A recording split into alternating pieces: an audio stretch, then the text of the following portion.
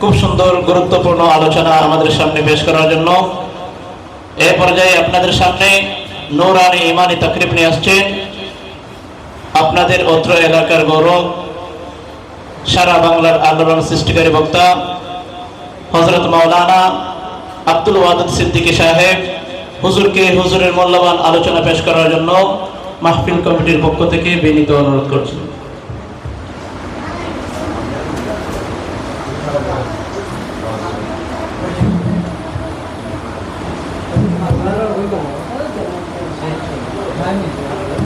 السلام عليكم ورحمة الله وبركاته. وعليكم السلام ورحمة الله. الحمد لله الذي مالك الديان الحنان المنان الذي خلق الإنسان علمه البيان إمام الدارين نور خدا بشر جدا سيد المكي والمدني والعربي وأصحابه أجمعين. شكر تشريف اللهم صل على سيدنا مولانا محمد وعلى آله سيدنا مولانا মধুর কণ্ঠে উচ্চ আওয়াজে কৃপণতার বাপ ছেড়ে দিয়ে দুজাহানের নবীর প্রতি দরুদ শরীফ পাঠ করি। আল্লাহুম্মা সাল্লি আলা সাইয়্যিদিনা মাওলানা মুহাম্মদ ওয়া আলা আলি সাইয়্যিদিনা মাওলানা মুহাম্মদ আমেনা মাগো ওমা ধন্য আপনার জিন্দিগি, আপনার উসিলায় পাইলাম মাগো রহমাতাল লিল আলামিন। আল্লাহুম্মা সাল্লি আলা সাইয়্যিদিনা মাওলানা মুহাম্মদ ওয়া আলা আলি সাইয়্যিদিনা মাওলানা রহমানুর রাহিম নাম তোমার আল্লাহ ও আল্লাহ গফুরুর রাহিম নাম তোমার আল্লাহ ও আল্লাহ। মহান স্রষ্টার ও সৃষ্টির এই পবিত্র ঈদ মিলাদুন নবী সাল্লাল্লাহু আলাইহি ওয়াসাল্লাম উদযাপন উপলক্ষে শুকরিপাড়া সুন্নি হাফিজিয়া মাদ্রাসার উদ্যোগী প্রথম বার্ষিক সুন্নি মহাসম্মেলনের সদ্যবাদন সভাপতি জনাব মোহাম্মদ ফয়সাল আহমদ রবির সাহেব, সভাপতি পত্র মাদ্রাসা ও সাবেক সভাপতি ছাত্রদল শায়েস্তাগঞ্জ উপজেলা, সভারত্ন জনাব আলহাজ আব্দুল আওয়াল মাস্টার সাহেব, সভাপতি শুকরিপাড়া জামে মসজিদ, কেন্দ্রীয় জামে মসজিদ উদ্বোধক উস্তাজুল উলামা হুজুর আল্লামা মুফতি মিসবাউদ্দিন মাসুক সাহেব মুতাজিল্লুল আলী বারাকাল্লাহু তাআলা ফি হায়াতিহি ওয়া তিবুলি আল্লাহুম্মা আমিন। বিশেষ অতিথি বয়ান করেছেন তরুণ তেজস্বী সুমধুর কণ্ঠের অধিকারী হযরত মাওলানা হাফেজ কারি ইসমাইল হোসেন আসিফি সাহেব, খতিব এতবারপুর দৌলতপুর জামে মসজিদ। বক্তব্য রেখেছেন হযরত মাওলানা শাকিল রেজা কাদরি সাহেব, ইমাম ও খতিব শুকরিপাড়া শরীফপুর জামে মসজিদ। মাহফিল পরিচালনা আছেন উত্তর মাদ্রাসার শিক্ষক শাহের হাফিজ আমার স্নেহের মোহাম্মদ জুনায়েদ আহমদ সাহিব, উপস্থিত আছেন উচ্চ মাদ্রাসার যিনি প্রতিষ্ঠাতা জনাব মোহাম্মদ শফিকুল ইসলাম সাহিব, উপস্থিত আছেন শুক্রবার কেন্দ্রীয় মসজিদের সম্মানিত সানি ইমাম মাওলানা মীর মোহাম্মদ রহমত আলী সাহেব, উপস্থিত আছেন অত্র এলাকার আমার মুরব্বী বাবাজিরা, যুবক বন্ধুরা। আল্লাহ পাকের শুকর যে আল্লাহ আমাদেরকে মুসলমান করেছে। আমরা গর্বের সাথে বলতে পারি আমি একজন মুসলিম। আমরা বলি আলহামদুলিল্লাহ, যদি বলি আলহামদুলিল্লাহ। আসলে মাহফিল খুব সুন্দর সাজানো হয়েছে, কিন্তু বৃষ্টি আসার কারণে আমরা ভিতরে আসতে হয়েছে। বাইরে থাকলে আরো সুন্দর হতো, নতুবা আরো বেশি বিশ্রী হতো। হ্যাঁ, যেটা আল্লাহর পক্ষ থেকে সিদ্ধান্ত হয় এটা ভালোর জন্য হয়। বৃষ্টি হয়েছে রহমত, বৃষ্টি কি হয়ে গেছে, মালিকের সিদ্ধান্ত আমাদেরকে মেনে নিতে হবে। যে হালে যেভাবে থাকি শুকরিয়া আদায় করবো কার? যদি বলেন কার? আল্লাহর। এখানে আমাদের বেজার হওয়ার কিছু না, আমরা বলি আলহামদুলিল্লাহ। যদি বলি মাদ্রাসা ঈদ মিলাদুন নবী ইসলাম উপলক্ষে নবীর কোন মাদ্রাসা, নবীর আগমনে তো খুশি নাকি? অবশ্যই শুকরিয়া মাহফিল করতে হবে। মাদ্রাসার উদ্যোগে আজকের এই মাহফিল আয়োজন করা হয়েছে। মিলাদ মানে ঈদ মিলাদুন নবী, ঈদ মানে খুশি। ঈদ মানে কি? মিলাদ মানে জন্ম, নবী মানে নবী। নবীর জন্মে আগমনে খুশি, আগমনের কি খুশি। এটা যে এমনভাবে অনেকে বিপরীতমুখী বলে যে শেষ করে ফেলছে, আছে কিনা? কঠিন করে ফেলে, কি করে? অনেক কঠিন করে ফেলে। নিজেরা নিজেদের জন্য ভালো জিনিসকে যখন কঠিন করবে, তার জন্য সামনে কঠিন হবে। তার জন্য কি সব দিকেই কঠিন। মিলাদ হওয়ার কোনো কারণ না, কারণ মিলাদ তো নবীর ১,৫০০ বছর আগে হয়েছে। মিলাদুন নবী কি ১,৫০০ বছর আগে হয়েছে। কোনো বাবার ক্ষমতা আছে নাকি মিলাদুন নবী করতে? পালন করি আমরা, এটার উপলক্ষে আমরা খুশি হই। নবীর মিলাদ তো ১,৫০০ বছর আগে হয়েছে। নবীর মিলাদ কি? ওই মিলাদে খুশি হই আমরা। সেই মিলাদে কি খুশি? নবীর তো মিলাদ ১,৫০০ বছর আগে নবী আসছেন, ওই এসেছিলেন। সেই স্মৃতি স্মরণ করে আমরা খুশি হই।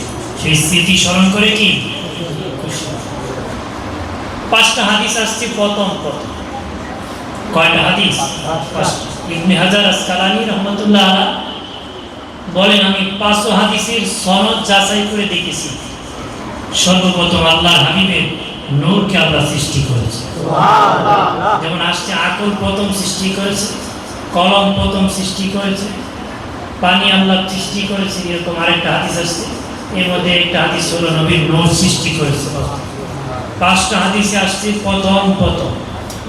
ইবনে হাজার আসকালানী রহমতুল্লাহ আলাইহি বলেন, আমি ৫০০ হাদিসের সনদ যাচাই করে দেখছি, আল্লাহর হাবিবের নূরকে আল্লাহ প্রথম সৃষ্টি করেছে। নবীজির নূরকে কি প্রথম বানাচ্ছে। এরপরে মানব জাতি বানাবে আল্লাহ চিন্তা করেছে। এরপরে কি মানব জাতি বানাবে? তখন আদম বানাবে আল্লাহ ইচ্ছা করেছে। খলিফা পাবে, মাটি লাগবে। আল্লাহ ইসরাফিলকে বললেন মাটি আনো। ইসরাফিল মাটি আনতে গিয়েছে, মাটি কান্না, উনি চলে আসছে, মায়া লাগছে। জিবরিল গিয়েছে মাটি কান্না করে। আরেকজন গিয়েছে, মিকাইল ফেরেশতা গিয়েছেন মাটি কান্না করে। আমার আল্লাহ বলেন, আজরাইল তুমি যাও রে, মাটি আনতে হবে। আজরাইল লিখে বলে, আল্লাহ এত বড় ফেরেশতা গিয়েছে, তারা আনতে পারে না, আমি পারবো না। দেখি হুকুম তামিল করে আনতে পারিনি। আজরাইল যখন আসছে মাটি নেওয়ার জন্য, মাটি আরো বেশি করে কান্না শুরু করেছে, আরো বেশি কান্না করেছে। মালাকুল মউত আজরাইল ডেকে বলে, মাটি রে, মাটি কেন কান্দো? আজরাইল, আমি তো তোমার ক্ষতি করি নাই, তুমি কেন আমার ক্ষতি করবা? আমি তো তোমার ক্রোধ করি নাই, তুমি কেন আমার ক্রোধ করবা? আজরাইল বলে, সত্য, তুমি আমার ক্ষতি করো নাই, কেন রে আমি তোমার ক্ষতি করব? তবে মাটি, তোমার কান্না এক পাল্লায় উঠাবো, আমার মালিকদের হুকুম করেছে এটা এক পাল্লায় উঠাবো, আমি ওজন দিয়ে দেখবো কোনটা ওজন বেশি। আল্লাহর হুকুমের ওজন বেশি না তোমার কান্নার বেশি, আমি ওজন করে দেখতে হবে। আমাদের তো দুনিয়ার মানুষের কথার ওজন বেশি, আল্লাহ কথা হয় না। হ্যাঁ, মানুষ ভূত্রে ডরায়, আল্লাহর ডরায় নেই। যেভাবে ভূত্রে ডরাই, আল্লাহর ডরাইতো তো বেহেশতে গেল, ঠিক কিনা? রাত 12টার পরে যদি রাস্তা দিয়ে যান আর বট গাছের বা তাল গাছের আগে কি সেরা গেলে কই যাস, কি মনে করেন বেচারা কই যে দূরে যাইব, ঠিক আছে? মানে ভয় পায়, কি বা ভয়। আমার প্রাণী বাবা নিরাই আজরাইল ডেকে বলে, মাটি রে, মাটি, আমি ওজন দিয়ে দেখেছি তোর কান্না আছে আমার মালিকের ওজন বেশি। তুমি যতই কান্না করো আমি চা দিব না। এমনি ওনার হাত দিয়ে জমিনে একটা খাবলা মেরেছে, তাফসীরের কিতাবে এসেছে এক খাবলায় 40 মণ মাটি ধরেছিল। কয় মণ? 40 মণ এক খাবলা। কয় মণ? জান্নাতের তাসনিম নদীর পানি দিয়ে খামির বানানো হলো, জান্নাতের তাসনিম নদীর পানি দিয়ে খামির বানাইয়া 60 হাত লম্বা করে আদমকে আল্লাহ বানালেন। আমার আল্লাহ আদমকে বানালেন, রৌদ্র দ্বারা শুকালেন। মাটি যখন একদম টনটন করে শুকাইয়া তখন রূহ দিবেন, রূহ বের হয়ে আসে। কি রে, রূহ কেন বের হয়ে আসে? আল্লাহ এত অন্ধকার হয় থাকতে পারতেছি না, আল্লাহ নূরে মুহাম্মাদি দিয়ে যখন আদমের রূহ দিলেন, আদমের অচল বডি সচল হয়ে গেছে। অচল বডি কি হয়েছে? সচল হয়ে গেছে। যখন রূহ দেওয়া হলো সচল হয়ে গেছে। সুবহানাল্লাহ, আর দেখা আদম নবী জিন্দা হওয়ার পরে প্রথমে বলেন আলহামদুলিল্লাহ। সুবহানাল্লাহ, জিন্দা হওয়ার পরে বললেন আলহামদুলিল্লাহ। আল্লাহ বলেন, ফেরেশতা, ওরে ফেরেশতা, তোমরা বলেছিলে আমার আদম মারামারি করবে, কাটাকাটি করবে, দেখো রে আমার আদম জীবনের প্রথম শুরুতে জীবন পেয়ে গেছে। আলহামদুলিল্লাহ, জীবনের শুরুতে জীবন পেয়ে বলেছে কি? সুবহানাল্লাহ। অর্থাৎ প্রথম জীবন পেয়ে উনি বলেছেন আলহামদুলিল্লাহ। বলেছেন কি? আলহামদুলিল্লাহ। আমার আদম সৃষ্টির পরে জীবন পেয়ে আমার শুকরিয়া আদায় করেছে। তোমরা কইছিলা মারামারি করবে, কাটাকাটি করবে, আল্লাহ কি? তখন বাইতুল মামুর একটা মসজিদ আছে, সেই মসজিদে তারা ঘোরাঘুরি করেছে। আল্লাহ ভুল করেছি, ক্ষমা করে দাও। আল্লাহ থেকে তোমরা অনুতপ্ত হয়েছো, আমি তোদেরকে ক্ষমা করলাম। তুমি মসজিদ বরাবর দুনিয়ায় একটা ঘর বানাবা, আমার বর্তমান কাবা ঘর। আমার বান্দা ভুল করলে এখানে এসে ঘোরাঘুরি করে ক্ষমা নিতে পারে।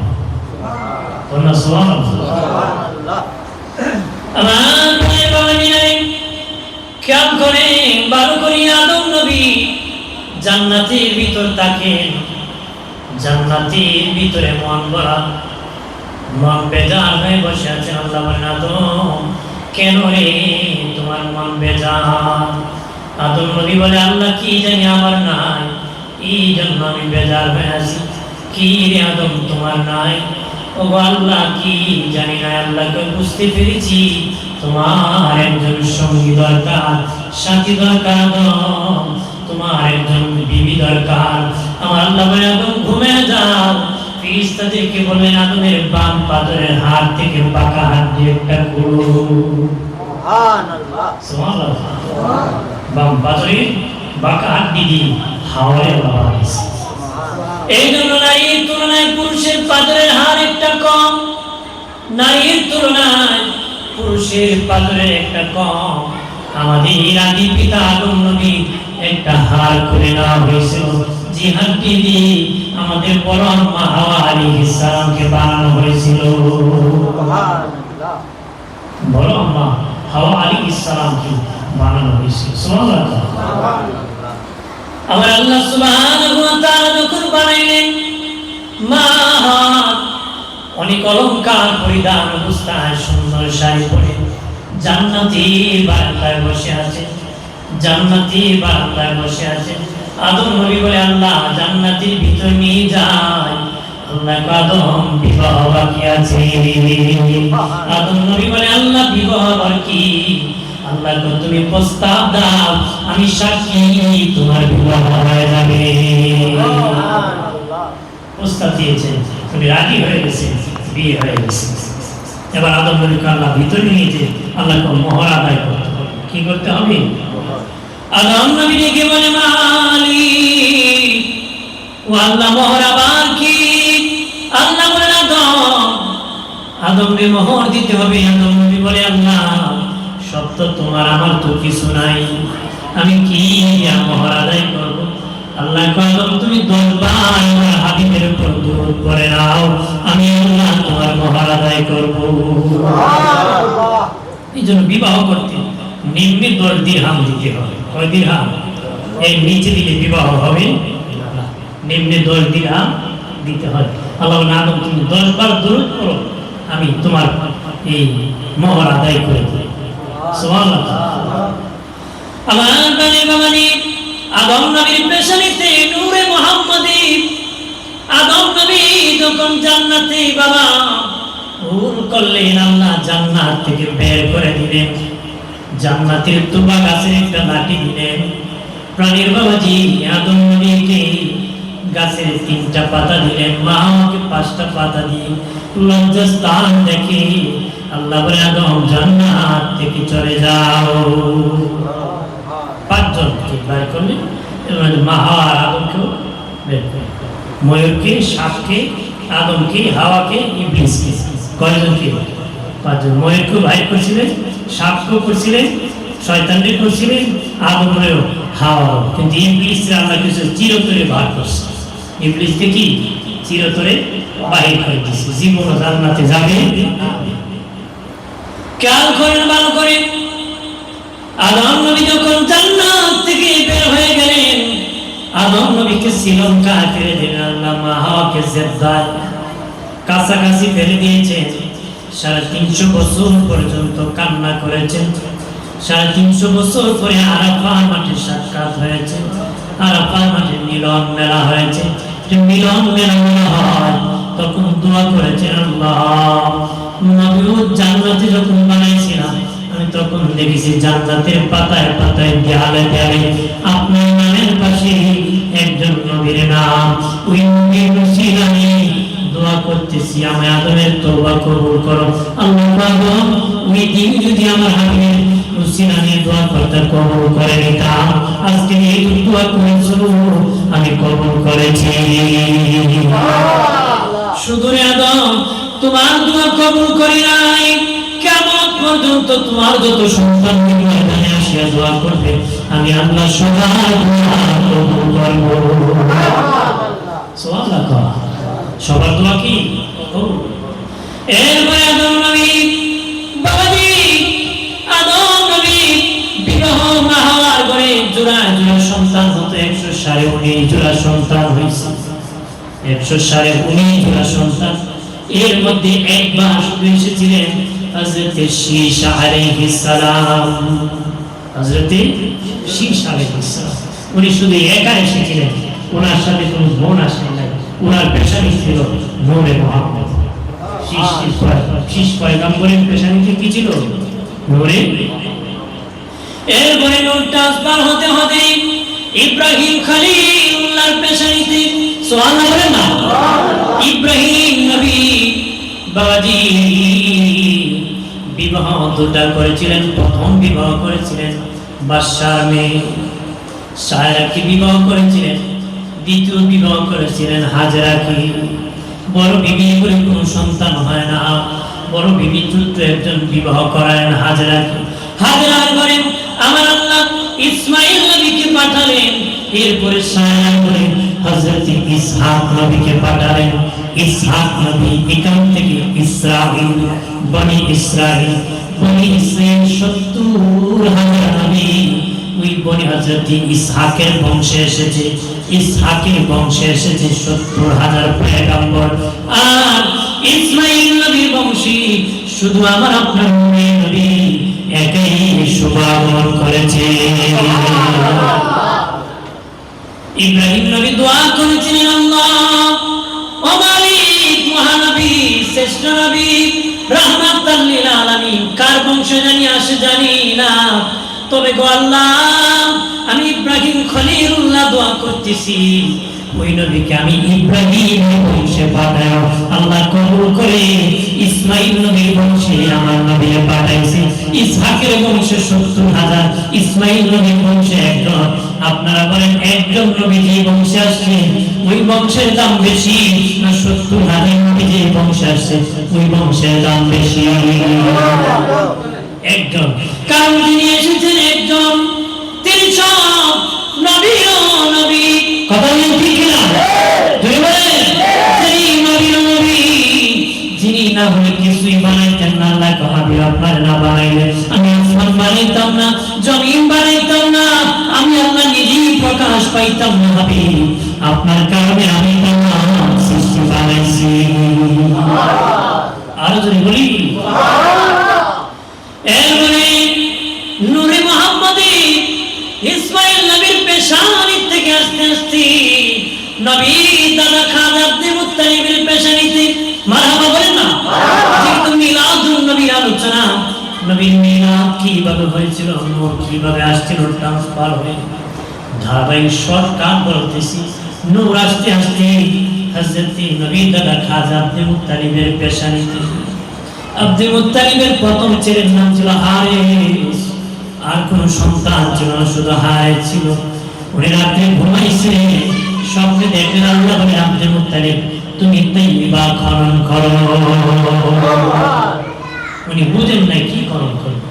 দ্বিতীয় দিন আবার স্বপ্নে দেখলেন আল্লাহ বলেন তাহেরা খনন করো। উনি বুঝেন নাই। তৃতীয় দিন আবার স্বপ্নে দেখলেন আল্লাহ বলেন আব্দুল মুত্তালিব তুমি জমজম খনন করো, জমজম। উনি বলেন কোথায় খনন করবো? আল্লাহ বলেন কাবা ঘরের পাশে নিচু জায়গার মধ্যে, আগে যেখানে পাঠা বলিলে যেখানের মধ্যে রক্ত গড়িয়া গড়ে নিচু জায়গার মধ্যে জমা হয়, গিয়ে দেখবে সকালবেলা সাদা কাক ঘুরতেছে, এখানে আমার কুদরতি জমজম আছে, এখানে আমার জমজম খুব আছে। নবী আসার 200 বছর আগে জালেম বাদশা ওই ইসমাইল নবীর পায়ের গোড়ালির থেকে জমজম খুব জারি হয়েছিল। তারা বালু দিয়ে পাথর দিয়ে জমজম খুব বন্ধ করে দিয়েছিল। জমজম খুব কি বন্ধ করে দিয়েছিল। নবী আসার আগে নবীর দাদাই দিয়ে জমজম খুব আবার আল্লাহ উদ্ধার করছে। সুবহানাল্লাহ। নবীর দাদা খাজা আব্দুল মুত্তালিব পরের দিন বড় ছেলে হারিসকে নিয়ে গেলেন খনন করবেন। সেখানে স্থানীয় নেতৃবৃন্দ আসে আব্দুল মুত্তালিব খনন করতে পারবা না, এখানে পবিত্র জায়গা, আমরা এখানে পূজা করি, পাঠা বলি দিই, তুমি কেন রে খনন করবা? খাজা আব্দুল মুত্তালিব বলে 3 রাত ধরে আল্লাহ স্বপ্নে দেখাইছে এখানে জমজম আছে, এই জন্য খনন করতেছি। তারা কোন না খনন করতে পারবা না। খাজা আব্দুল মুত্তালিব বলে বাধা দিলে কঠিন প্রতিবাদ করবো, কঠিন প্রতিবাদ, কারণ আমারও ক্ষমতা কম না। তারা বলে ঠিক আছে খনন করতে, কিন্তু যদি জমজম না পাও কঠিন তোমার বিচার হবে। খাজা আব্দুল মুত্তালিব খনন করতে করতে হঠাৎ করে পানির নহর জারি হয়েছে। তখন আল্লাহু আকবার বলে উনি আওয়াজ করলেন। আরববাসীর এখনো স্বভাব ভালো সংবাদ আল্লাহু আকবার বলে আওয়াজ করি। আমরা হলো বাম্পার লাগছে, আল্লাহর নাম নাই নবীর নাম।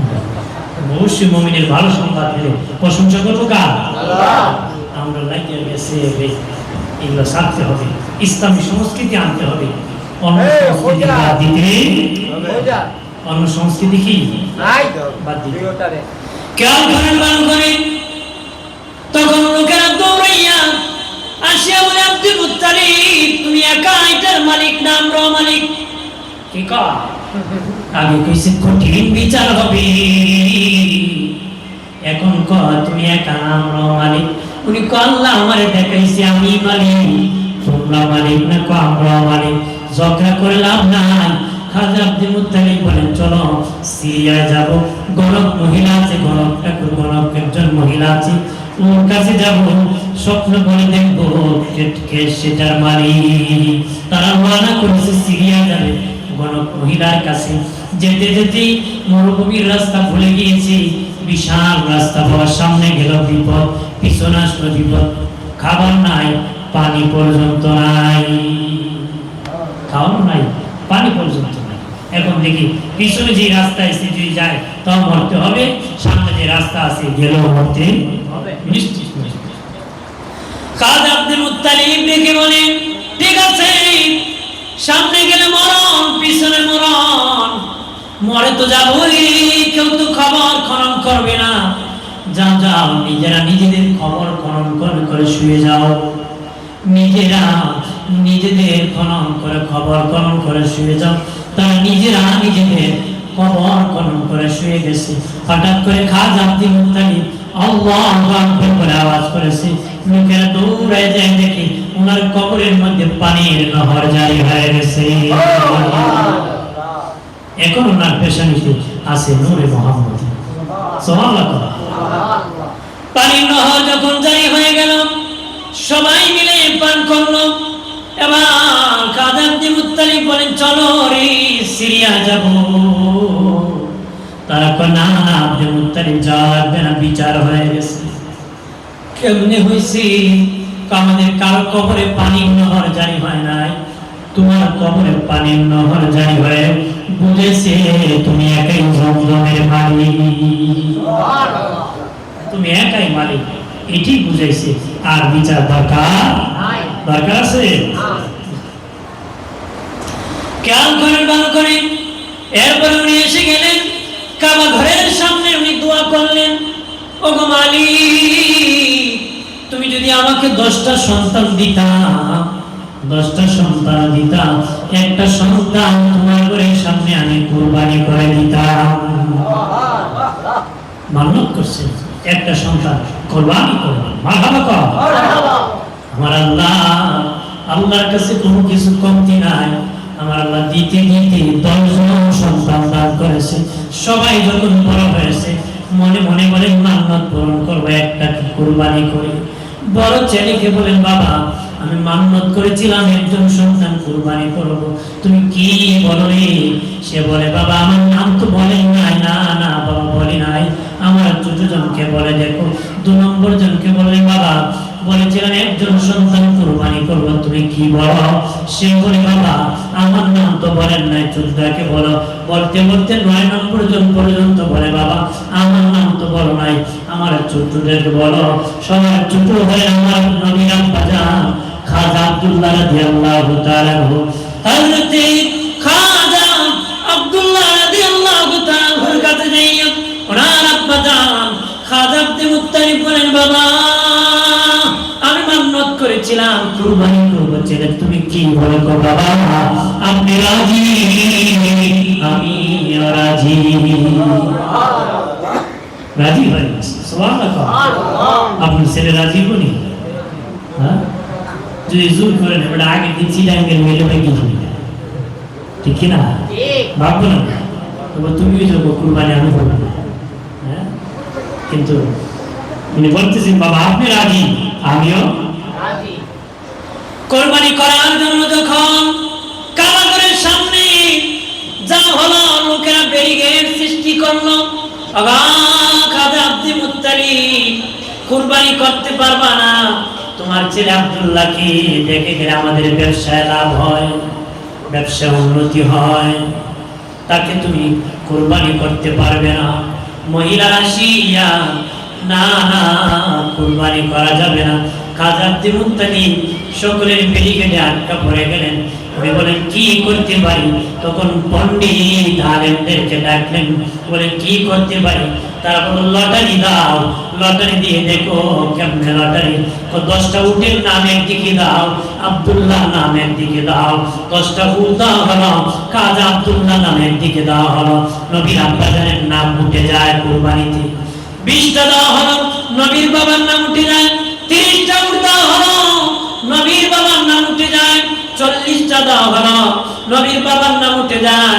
50টা দেওয়া হলো, নবীর বাবার নাম উঠে যায়। 60টা দেওয়া হলো, নবীর বাবার নাম উঠে যায়। 70টা দেওয়া হলো, নবীর আব্বাজানের নাম উঠে যায়। 80টা দেওয়া হলো, নবীর আব্বাজানের নাম উঠে যায়। 90টা 100টা দেওয়া হলো, যখন 100টা, তখন বাবা উঠে নাম উঠে যায়। তখন আলেমরা বলে আব্দুল মুত্তালিব উটের নাম উঠে গেছে। খাজা আব্দুল মুত্তালিব বলে একবার ভুলও হতে পারে, 3বার দিতে হবে। 3বার দেওয়া হলো, 3বারই উটের নাম উঠে যায়। 3বারই কি উটের নাম। 100 উট কুরবানি করেছেন, নবীর আব্বাজান বেঁচে গেছে। আমার নূরে নবী বলেছেন, দিনে নবী বলেছেন, আদম নবীর দোয়া আমি রাসূলুল্লাহর কারণে আল্লাহ কবুল করেছে। ইব্রাহিম নবী অগ্নিকুণ্ড থেকে আমি নূরে মুহাম্মাদি তাকার কারণে বেঁচে গিয়েছিলেন। ইসমাইল নবী কুরবানি থেকে বেঁচেছিলেন, আমি নূরে মুহাম্মাদি তাকার কারণে। আমার বাবা আব্দুল্লাহ কুরবানি থেকে বেঁচেছিলেন, আমি নূরে মুহাম্মাদি তাকার কারণে। আমি নবী তাকার কারণে আমার বাবা কুরবানি থেকে বেঁচে গিয়েছেন। সুবহানাল্লাহ। এবার নবীজি বাবা বিয়ে করবেন, কি করবেন? বিয়ে করবেন। নবীর দাদা ছিলেন এক কওমের নেতা, আব্দুল ওয়াহাব জোহরি নামক একজন ব্যক্তি ছিলেন, উনি আরেক কওমের নেতা ছিলেন। দুজনই কি নেতা, দুজনই কি নেতা। উনি বলেন, আব্দুল ওয়াহাব জোহরি বলেন, আমি রাস্তা দিয়ে যেতেছি মরুভূমি, আব্দুল্লাহ ছাগল ভেড়া দুম্বা রাখতেছি, দেখি কিছু লোক আসছে, তাকে হত্যা করে ফেলি। আমি চিৎকার করলাম, কে কোথায় আছো? তখন দিকে আসমান থেকে ঘোড়ার পিঠে চড়ে কিছু যুবক আসছে, আসে তাদেরকে খতম করে আব্দুল্লাহকে রক্ষা করেছে। তখন বুঝতে পারলাম তার ভিতরে কিছু আছে। সুবহানাল্লাহ। আব্দুল ওয়াহাব জোহরি বলেন, আমি বাড়ি যাইয়া রাত্রে বিবির সাথে শুয়ে শুয়ে বললাম, বিবি রে বিবি, একটা খবর বলে দিই, আমার বন্ধু আব্দুল মুত্তালিবের ছেলে আব্দুল্লাহ এইভাবে দেখেছি। ওনার বিবি বলে, স্বামী আপনার বন্ধুর ছেলে প্রশংসা আমার কাছে বলে লাভ কি? কয়েকটা লাভ আছে। এই জাহিলিয়াত যুগে, অসভ্য যুগে আমার একটা পবিত্র তাহেরা, পবিত্র একটা মেয়ে আছে না আমেনা, ওই আমেনাকে আব্দুল্লাহর কাছে বিয়ে দিলে বড় মানায়। আর এই যুগে আমার মেয়ের চেয়ে পবিত্র আর কোনো মেয়ে না, সর্বোচ্চ তাহার পবিত্র আমার মেয়ে আমেনা, তাকে আব্দুল্লাহর সাথে বিয়ে দিলে বড় মানায়। উনি বলেন, বিয়ে দেখো। মেয়ের বাবা প্রস্তাব দিয়েছেন, খাজা আব্দুল মুত্তালিব রাজি হয়ে গেছে। সুবহানাল্লাহ। বিবাহ হয়ে গেল তাদের। বিবাহ হওয়ার পরে এই দিন রাত্রে অনেক লম্বা ঘটনা। পরের দিন সকালবেলা নবী আব্বাজান ঘরে কোনো খাবার নাই, ইনকাম করতে কাজ করতে বাইরে গিয়েছে। নবীর আম্মাজান বলে, এমনকি ঘরে খাওয়ার মতন পানিও নাই। আমি পানি আনার জন্য ঘর থেকে বের হলাম। বের হয়ে দেখি একটা পাহাড় দেখা যায়। আমি পাহাড়ের উপর উঠলাম, উঠে দেখি একটা ঘর দেখা যায়। আমি ঘরের মধ্যে ডাক দিলাম। একজন মহিলা চিৎকার করে বলতেছে, কে কোথায় আছো? দরজা খুলো। দেখো আমি নামক কোন মহিলা আমার ঘরের দরজা হাজির হয়েছে।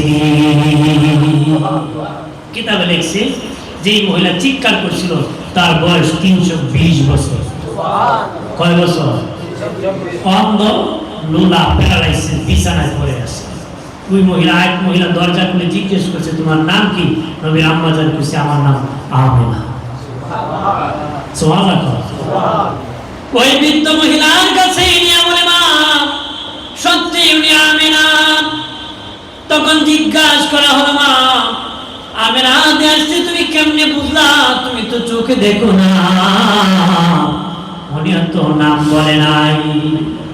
মা আমেনা জিজ্ঞেস করার পরে মহিলাকে, মা আমি তাওরাতের হাফেজ ছিলাম, আমি তাওরাত কিতাব পড়তে পেয়েছি। আখির নবীর মা পরের দিন সকালবেলা আমার ঘরের দরজায় পানি নেওয়ার জন্য হাজির হবে। পরের দিন আমার ঘরের দরজা মা আমেনা ডেকে বলে, তাহলে কেমনে বললেন আমি এসেছি? মহিলা ডেকে বলে, মা আমার নাকের মধ্যে নূরে মুহাম্মদীর ঘ্রাণ পেয়েছি। তখন মহিলা ডেকে বলে, ভাই অনুমতি দাও, তোমার কদমে আমি চুমকাবো। মা আমেনা বলেন, আপনি আমার দাদুর চেয়ে, আপনি কেন আমার কদমে চুমু খাবা? মহিলা দেখো, মা আমেনা তোমার কদমে চুমু খাবো না, আমি রহমতের নবীর কদমে চুমু খাবো। চুমু খাইতে দেরি, চক্ষু ফিরতে দেরি নাই, প্যারালাইসিস ভালো হতে দেরি হয় নাই। সুবহানাল্লাহ। দয়াল নবী পৃথিবীতে আসার আগে আমার নবীর আব্বা জান বিদায় হয়ে গেলেন। বিদায় হয়ে গেলেন কেন? নবীর বাবা জানকে আল্লাহ কেন নিয়ে গিয়েছে?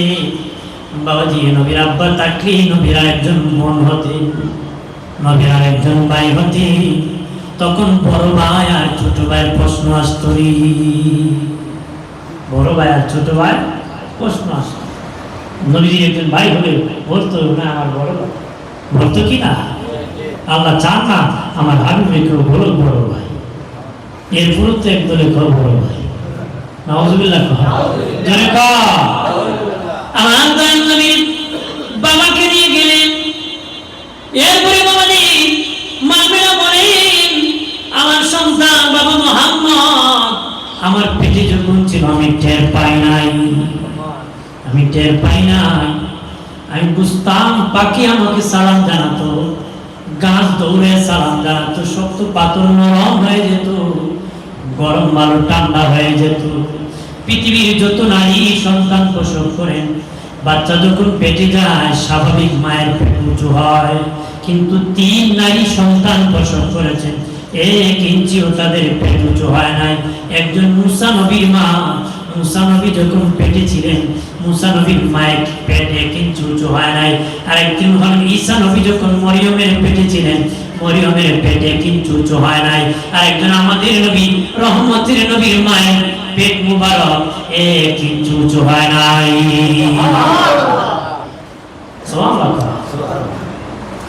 আমার নূরের নবী পৃথিবীতে আসবেন, মুখের বিচার দিল খাজা আব্দে মুত্তালিবের কাছে। বলল, আব্দে মুত্তালিব তোমার ছেলে না ছেলের বউ এমন ঘ্রাণ করে বের হয়, এমন ঘ্রাণ বের হয়, সেটা তো বড় শরম লাগে। কেমন ঘ্রাণ? জি গাছটা দিয়ে ঘেরে অনেক দিন পর্যন্ত মেশকের ঘ্রাণ করে। খাজা আব্দে মুত্তালিব তার বিবির কাছে, বিবি আমার নাক কাটা যাইতেছে, ইজ্জত সম্মান চলে যাইতেছে, আমার ছেলে নাই, ছেলের বউ কোথার থেকে এরকম ঘ্রাণ পায়? নবীর দাদি বলেন, আমি বলার অপেক্ষা করতেছি। গোসলখানার থেকে যখন আমেনা বের হয়, আমি ঢুকলে গোসলখানার মধ্যে ঘ্রাণ করে। কিসের ঘ্রাণ লাগায় মা? তার স্বামী নাই, ডাকা হলো, মা আমেনা কি মা কেমন ঘ্রাণ লাগাও? আমরা তো লজ্জায় পড়ে যেতেছি। মা আমেনা ডেকে বলেন, আব্বাজি আল্লাহর কসম খেয়ে বলি আমি কোনো ঘ্রাণ লাগাই না, আমার শরীর থেকে এমনি ঘাম বের হইতেছি। এই থেকে দুধ আমি নিক্ষেপ করতেছি, আমার দুধু থেকে নিক্ষেপ, দুধু থেকে মেশকের ঘাম বের হয়। মনে হয় লোকেরা বলে, পশু পাখি বলে আমার পেটে নাকি রহমতের নবী আছে, আমার পেটে নাকি রহমতের নবী আছে, ওই নবীর ঘাম বের হইতেছে।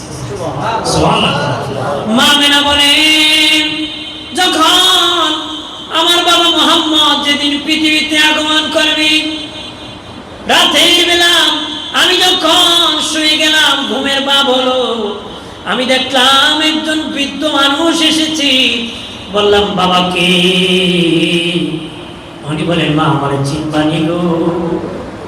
বলে, পরিচয় দিলে চিনব। উনি বলেন, আমি হলাম আদম সফিউল্লাহ। আদম বাবা কেন এসেছে? মারে কিছুক্ষণের মধ্যে তোমার ঘরে রহমতের নবীর মিলাদুন নবী হবে, ওই নবীর মিলাদে অংশগ্রহণ করার জন্য এসেছি। মা মেরা বলেন আরেকজন দেখলাম, বললাম বাবা কে? উনি বলেন আমি মুসলিম জাতির পিতা ইব্রাহিম খলিলুল্লাহ। ইব্রাহিম বাবা কেন এসেছে?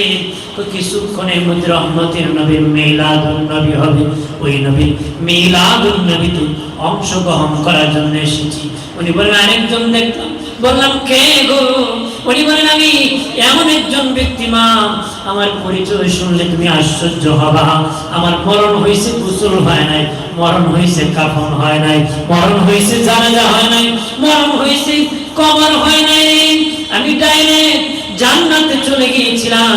আমি হলাম আল্লাহর পয়গম্বর ইদ্রিস আলাইহিস সালাম। এসেছি, নবী আসবে কিছুক্ষণের মধ্যে, মিলাদুন নবীতে অংশগ্রহণ করার জন্য এসেছি। মা আমিনা বলেন আদম থেকে ঈসা পয়গম্বর এসেছেন, সব পয়গম্বর এসেছেন, মরিয়ম এসেছে, হাজেরা এসেছে, তারা এসেছে চারজন নারী। আসার পরে আমার ঘুমটা ভেঙে গেল। আমি চেয়ে দেখি নূরের টুকরা মুহাম্মদ সিজদায় পড়ে উম্মতি বলে কান্না করতেছে। দুনিয়ার সন্তান মায়ের নির্ধারিত জায়গায় পৃথিবীতে শুভ আগমন করি। মা আমিনা বলেন আমার বাবা বাপ পাথরের নিচ দিয়ে শুভ আগমন করেছে। মা আমিনা আমায় বলে পৃথিবীর সন্তানের নার কাটতে হয়, আমার বাবা নার কাটা অবস্থায় এসেছে। পৃথিবীর সন্তানের খতনা করতে হয়, আমার বাবা খতনা অবস্থায় এসেছে। দুনিয়ার দাইমাকে জিজ্ঞাসা করে দেখবেন, সন্তান যখন প্রসব করে, মা আমি আপনি যখন এসেছি দুর্গন্ধ ছড়াইতে ছড়াইতে পৃথিবীতে এসেছি। আমি আপনি যেদিন এসেছি দুর্গন্ধ ছড়াইতে ছড়াইতে এসেছি। মা আমিনা বলেন আমার বাবা মুহাম্মদ মেশকের গান ছড়াইতে ছড়াইতে পৃথিবীতে এসেছি। মা আমিনা বলেন পৃথিবীর সন্তান লঙ্গ পৃথিবীতে আসি, আমার বাবা মুহাম্মদ কাপড় পরিধান অবস্থায় পৃথিবীতে এসেছে। এই হলেন আমাদের দিনের নবী, নূরের নবী। সুবহানাল্লাহ। আর জোরে বলি দয়াল নবী আম্মা জান হালিমাতুস সাদিয়া বলেন, আম্মা জান হালিমাতুস সাদিয়া বলেন আমি যখন বাবা মুহাম্মদকে নিতে আসলাম, নবী তিনজনের দুধ পান করেছেন, এর মধ্যে বেশি হালিমাতুস সাদিয়ার পান করেছেন। তিনজনের দুধ পান করেছেন, এর মধ্যে বেশি হালিমাতুস সাদিয়ার দুধ পান করেছেন। আম্মা হালিমাতুস সাদিয়া বলেন আমি যখন বাবা মুহাম্মদকে নিতে এসেছি, তার নূরের চেহারা দেখে আমার মায়া লেগে গেছে। আমি নিজে রাজি হলাম, আমি করি আমার উট দুর্বল, আমার স্বামীর সামনে বসেছি, মুহাম্মদকে মধ্যখানে বসেছি, আমি পিছনে বসছি, কিন্তু আমার উট জমিনে শুয়ে গেছে, উঠতেছে। আমি আঘাত করি, উট উঠে না। উঠে জবান করে গেল, উট ডেকে বলে হালিমা, হালিমা জীবন শেষ হবে, ঘুম থেকে উঠবো না, কারণ কারে তুমি পাশনে বসাইছো। ওই নবীর আগে কেউ বসতে পারবে না, ওই নবীর সামনে বসায় দাও। হালিমাতুস সাদিয়া বলেন বাবা মুহাম্মদকে সামনে যখন বসালাম, আমার দুর্বল সবল হয়ে দাঁড়ালো, সকলের আগে আগে দৌড়ে বাড়ি পৌঁছে গেল।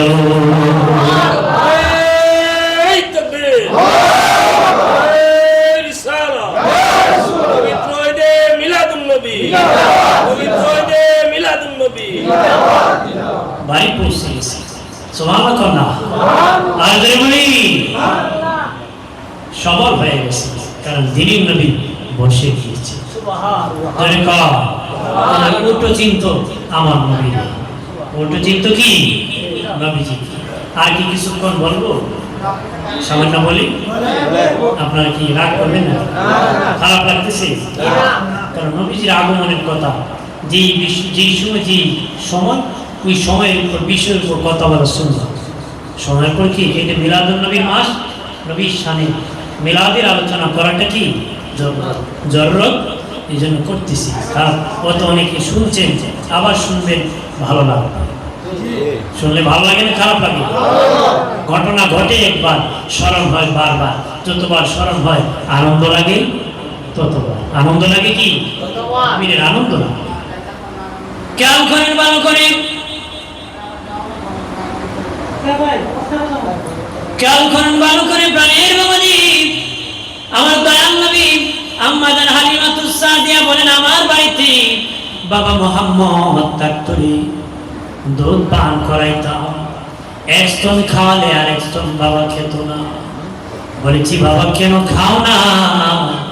নবী কয়, মা আমার তো একজন দুধ ভাই ছিল, এই জন্য আমার ভাইয়ের জন্য আমি আমানত রেখেছি। হালিমাতুস সাদিয়া বলেন, বাবা মোহাম্মদকে একবার হলো কোলে নিত, একবার যদি না নিতাম আল্লাহ নারাজ হয়ে যেত। কারণ আমার বন্ধুরে মোহাম্মদ করলে না, হয়তো আমার বাড়ি আগুন লাগতো, নতুবা আমার স্বামী অ্যাক্সিডেন্ট করতো। জন্য তাড়াতাড়ি খুব দ্রুত বাবা মোহাম্মদকে আদর করতে হতো, কোলে নিতে হতো। সুবহানাল্লাহ। আমাদের হালিমাতুস সাদিয়া বলেন, একদিন বাবাজি উনি বলেন দুপুর হয়ে গেল, আমি কোলে উঠাইতে পারতেছি না। তখন কি করলাম? দৌড়ে আসি আমার মেয়ে সাহেবাকে বললাম, সাহেবা বাবা মোহাম্মদ কোথায় আছি? সাহেবা ডেকে বলে, মা মোহাম্মদ 2 বছর বয়স হলো, তোমাকে মা বলে না, আমাকে বোন বলে না। হঠাৎ করে তার জবান খুলে গেছে, কথা বলতেছে। কোথায়? কই পাহাড়ের দিকে তাকাইয়া মুস্কি মুস্কি হাসে আর কথা বলে। হালিমাতুস সাদিয়া কয়, এরকম ঘটনা অলৌকিক আরো ঘটছে। উনি যে যখন নবীজির কাপড় মুবারককে ধরছে, তখন দেখি পাহাড়ের উপর এক সবুজ পাগড়িওয়ালার সাথে নবী কথা বলতেছে। বড় হওয়ার পরে আমার দিনের নবীকে বলেছিল, বাবা মোহাম্মদ তুমি 2 বছর বয়সে কার সাথে কথা বলেছিলাম? নবী কয়, মা আমি জিবরিল আমিনের সাথে 2 বছর বয়সে কথা বলেছি। 2 বছর বয়স আমার নবীর সাথে জিবরিল কথা বলেছে। সুবহানাল্লাহ। আর যে নবী চাচা ডেকে বলে, বাতিজা ও বাতিজা, ছোট গানের কিছু মনে আসেনি? নবী বলেন, চাচা কি? কয়, বাতিজা আমার তো মনে আছে একদিন তোমার আম্মা বাহিরে তোমার বিছানায় রাখছে, দেখি আকাশের সূর্যটা তোমার দিকে এগিয়ে যাচ্ছে। আমি ভাবলাম চাপা মারবে নাকি, দেখি না কাছাকাছি আসিয়া নাড়াচাড়া করতেছে। তুমি ডানে তাকাইলে সূর্য ডানে যায়, তুমি বামে তাকাইলে সূর্য বামে যায়, তুমি সোজা হলে সূর্য সোজা হয়। এইভাবে নাড়াচাড়া করে তুমি মুস্কি মুস্কি হাসরি, মুস্কি মুস্কি হাসো। নবী গো চাচা এতটুকু মনে আছে সূর্য কি বলেছে? আপনার কি মনে আছে? না না বাতিজা, সূর্য কি বলেছে আমি তো শুনি নাই। নবী গো চাচা সূর্য নাড়াচাড়া করছে এটা শুধু মনে আছে না, সূর্য আমারে কি বলেছে সেটা আমার মনে আছে। সেটা আমার কি মনে আছে? দয়াল নবী বলেন, চাচা সূর্য আমারে কয়, নবী কান্না করবেন না, আপনি কান্না করলে আপনার মা কান্না করি। আল্লাহর কাছে বলে, মালিক তার বাবা যদি বেঁচে থাকতো বাজার থেকে কেন্না এনে দিত। ছোট বাচ্চা কান্নে, কান্নে মানুষ কেন্না নাড়াচাড়া করে, ফুল নাড়াচাড়া করে, করলে কান্না বন্ধ করে দিই। তার তো বাবা নাই, তাকে কেন্না কিনে দিবি। এইভাবে নবী আপনার আম্মা কান্না করে, আপনি যেন কান্না না করেন। আল্লাহ সূর্যকে বলেছে, আমার বন্ধুর বাবা বেঁচে থাকলে ওই বাজার আর সেই বাজার থেকে কেন্না এনে দিত, দুনিয়ার কেন্না। আল্লাহ সূর্য আমার বন্ধু যেন কান্না বন্ধ করে দে, তুই সূর্যরে আমার বন্ধুর কেন্না বানায় পাঠায় দিছি। কেন্না বানায় পাঠিয়ে দিছি, আমার হাবিব যেন কান্না না করে। নবীকে সান্ত্বনা দিয়েছি। নবীর আম্মা জান আরো কান্না করে বলতেন, মালিক আমার সন্তানের বাবা যদি বেঁচে থাকতো, তার বোনের বাড়ি, ফুফির বাড়ি, খালার বাড়ি, নানার বাড়ি বেড়াইতো, আমার বাবারে কে নিয়ে বেড়াবে, কে নিয়ে বেড়াবে? আল্লাহ কো, হাবিব কষ্ট নিবেন না, আপনার বাবা বেঁচে থাকলে ওই বাড়িতে সেই বাড়িতে বেড়াইতো, আমি আল্লাহ বেড়ানোর জন্য আরশে আজিমে আপনাকে দাওয়াত করতেছি। দুনিয়ার মানুষ এই বাড়ি থেকে সেই বাড়ি বেড়াবে, আপনার আম্মা কান্দে, আমার স্বামী থাকলে তার সন্তানকে নিয়ে বেড়াতো, আমি বেড়ানোর জন্য আরশে আজিমে দাওয়াত করছি। সুবহানাল্লাহ। আমার দয়াল নবীর গার্জেন হয় আল্লাহ। গার্জেন কে? যে যার অধীনস্থ থাকে, তার অধীনস্থ ব্যক্তি যদি দুঃখ পায়, কষ্ট পায়, অধীনস্থ যার সেই ব্যক্তির দায়িত্ব সান্ত্বনা দেওয়া। ঘরের কর্তা, ঘরের কেউ যদি কষ্ট পায়, কর্তার দায়িত্ব সান্ত্বনা দেওয়া। দেশের লিডার যদি দেশে দুর্ঘটনা ঘটে, তার দায়িত্ব সান্ত্বনা দেওয়া। আমার নবী লিডার হলেন আমার আল্লাহ, আমার নবীর গার্জেন হলেন আল্লাহ। নবীর দুঃখে সুখে আমার আল্লাহ নবীর সাথে থাকতেন। কেউ যদি গালি দিছে, আল্লাহ নিজে প্রতিবাদ করছে। সুবহানাল্লাহ। কেউ গালি দিলে কি? নবী। অন্য নবীদেরকে কেউ গালি দিলে নবী নিজে প্রতিবাদ করতে হয়েছে, আর নবীকে গালি দিলে আল্লাহ প্রতিবাদ করেছে। সুবহানাল্লাহ। আল্লাহ বলেন, হাবিব জিবরিলকে পাঠাইয়া আল্লাহ তার বন্ধুকে জানিয়ে দিলে, জিবরিল আমি আসিয়া ইয়া রাসূলুল্লাহ, ইব্রাহিম খলিল আল্লাহর সাথে বন্ধুত্ব করার জন্য প্রস্তাব দিয়েছে। আমার আল্লাহ তার প্রস্তাব গ্রহণ করেছে। ওই আল্লাহ নিজে আমি জিবরিলের মাধ্যমে আপনার সাথে বন্ধুত্ব করার জন্য প্রস্তাব দিয়েছি। বুঝছেন নি কথা? ইব্রাহিম খলিল প্রস্তাব দিয়েছে, আল্লাহ গ্রহণ করছে, আর ওই আল্লাহ নিজেই আপনার সাথে বন্ধুত্ব করার প্রস্তাব দিয়েছে। ভাই আমার খেয়াল করেন, ভালো করেন, আমার আল্লাহ প্রতিবাদ করেছে, নবীকে বলেছে আল্লাহ থেকে নবী ছেড়ে গিয়েছেন। আমার আল্লাহ সূরা দোহা নাজিল করেছে, সূরা দোহা ওয়াল লাইলি ইযা সাজা। আল্লাহকে দুহার কসম, দিনের আলোর কসম, রাতের অন্ধকারের কসম। আরেকটা তাফসীর হল নবী আপনার নূরানি চেহারা মুবারকের কসম। দোহা মানে আলো, নবী নূরানি চেহারা মুবারকের কসম। লাইল মানে কালো, কালো কালো দাড়ি মুবারকের কসম। সুবহানাল্লাহ। আল্লাহ এরকম ভাবে সান্ত্বনা দিয়েছি। আমার আল্লাহ আরো অনেক জায়গায় সান্ত্বনা দিয়েছি। আল্লাহ কোরআনে অনেক জায়গার মধ্যে অনেক কসম খেয়েছে। সূরা ৩ আল্লাহ সূরা ৩ কসম, জৈতুন ফলের কসম, ওয়া তুরি সিনিন সিনাই পর্বতের কসম, ওয়া হাযাল বালাদিল আমিন শান্তিময় নগরীর কসম। হাবিব আপনার কদম যেই নগরীতে, এই নগরী ছিল মারামারি কাটাকাটি জাহিলিয়াত, আর আপনার কদম যখন লেগেছি ওই নগরী নিরাপদ নগরী হয়েছে। ওই নগরীর কসম, চিল্লায় বলি সুবহানাল্লাহ। আর যদি বলি ওয়ালিদ বিন মুগিরা আমার দিনের নবীকে পাগলা কবি বলে গালি দিয়েছিল, আমার আল্লাহর সাথে সাথে প্রতিবাদ করেছে, কারণ নবী কষ্ট পেয়েছেন। আমার পাগলা কবি গালি দিয়েছে, নবীর অন্তরে কষ্ট পেয়েছে। এই জন্য আল্লাহর দায়িত্ব নবীকে সান্ত্বনা দেওয়া, খুশি করা।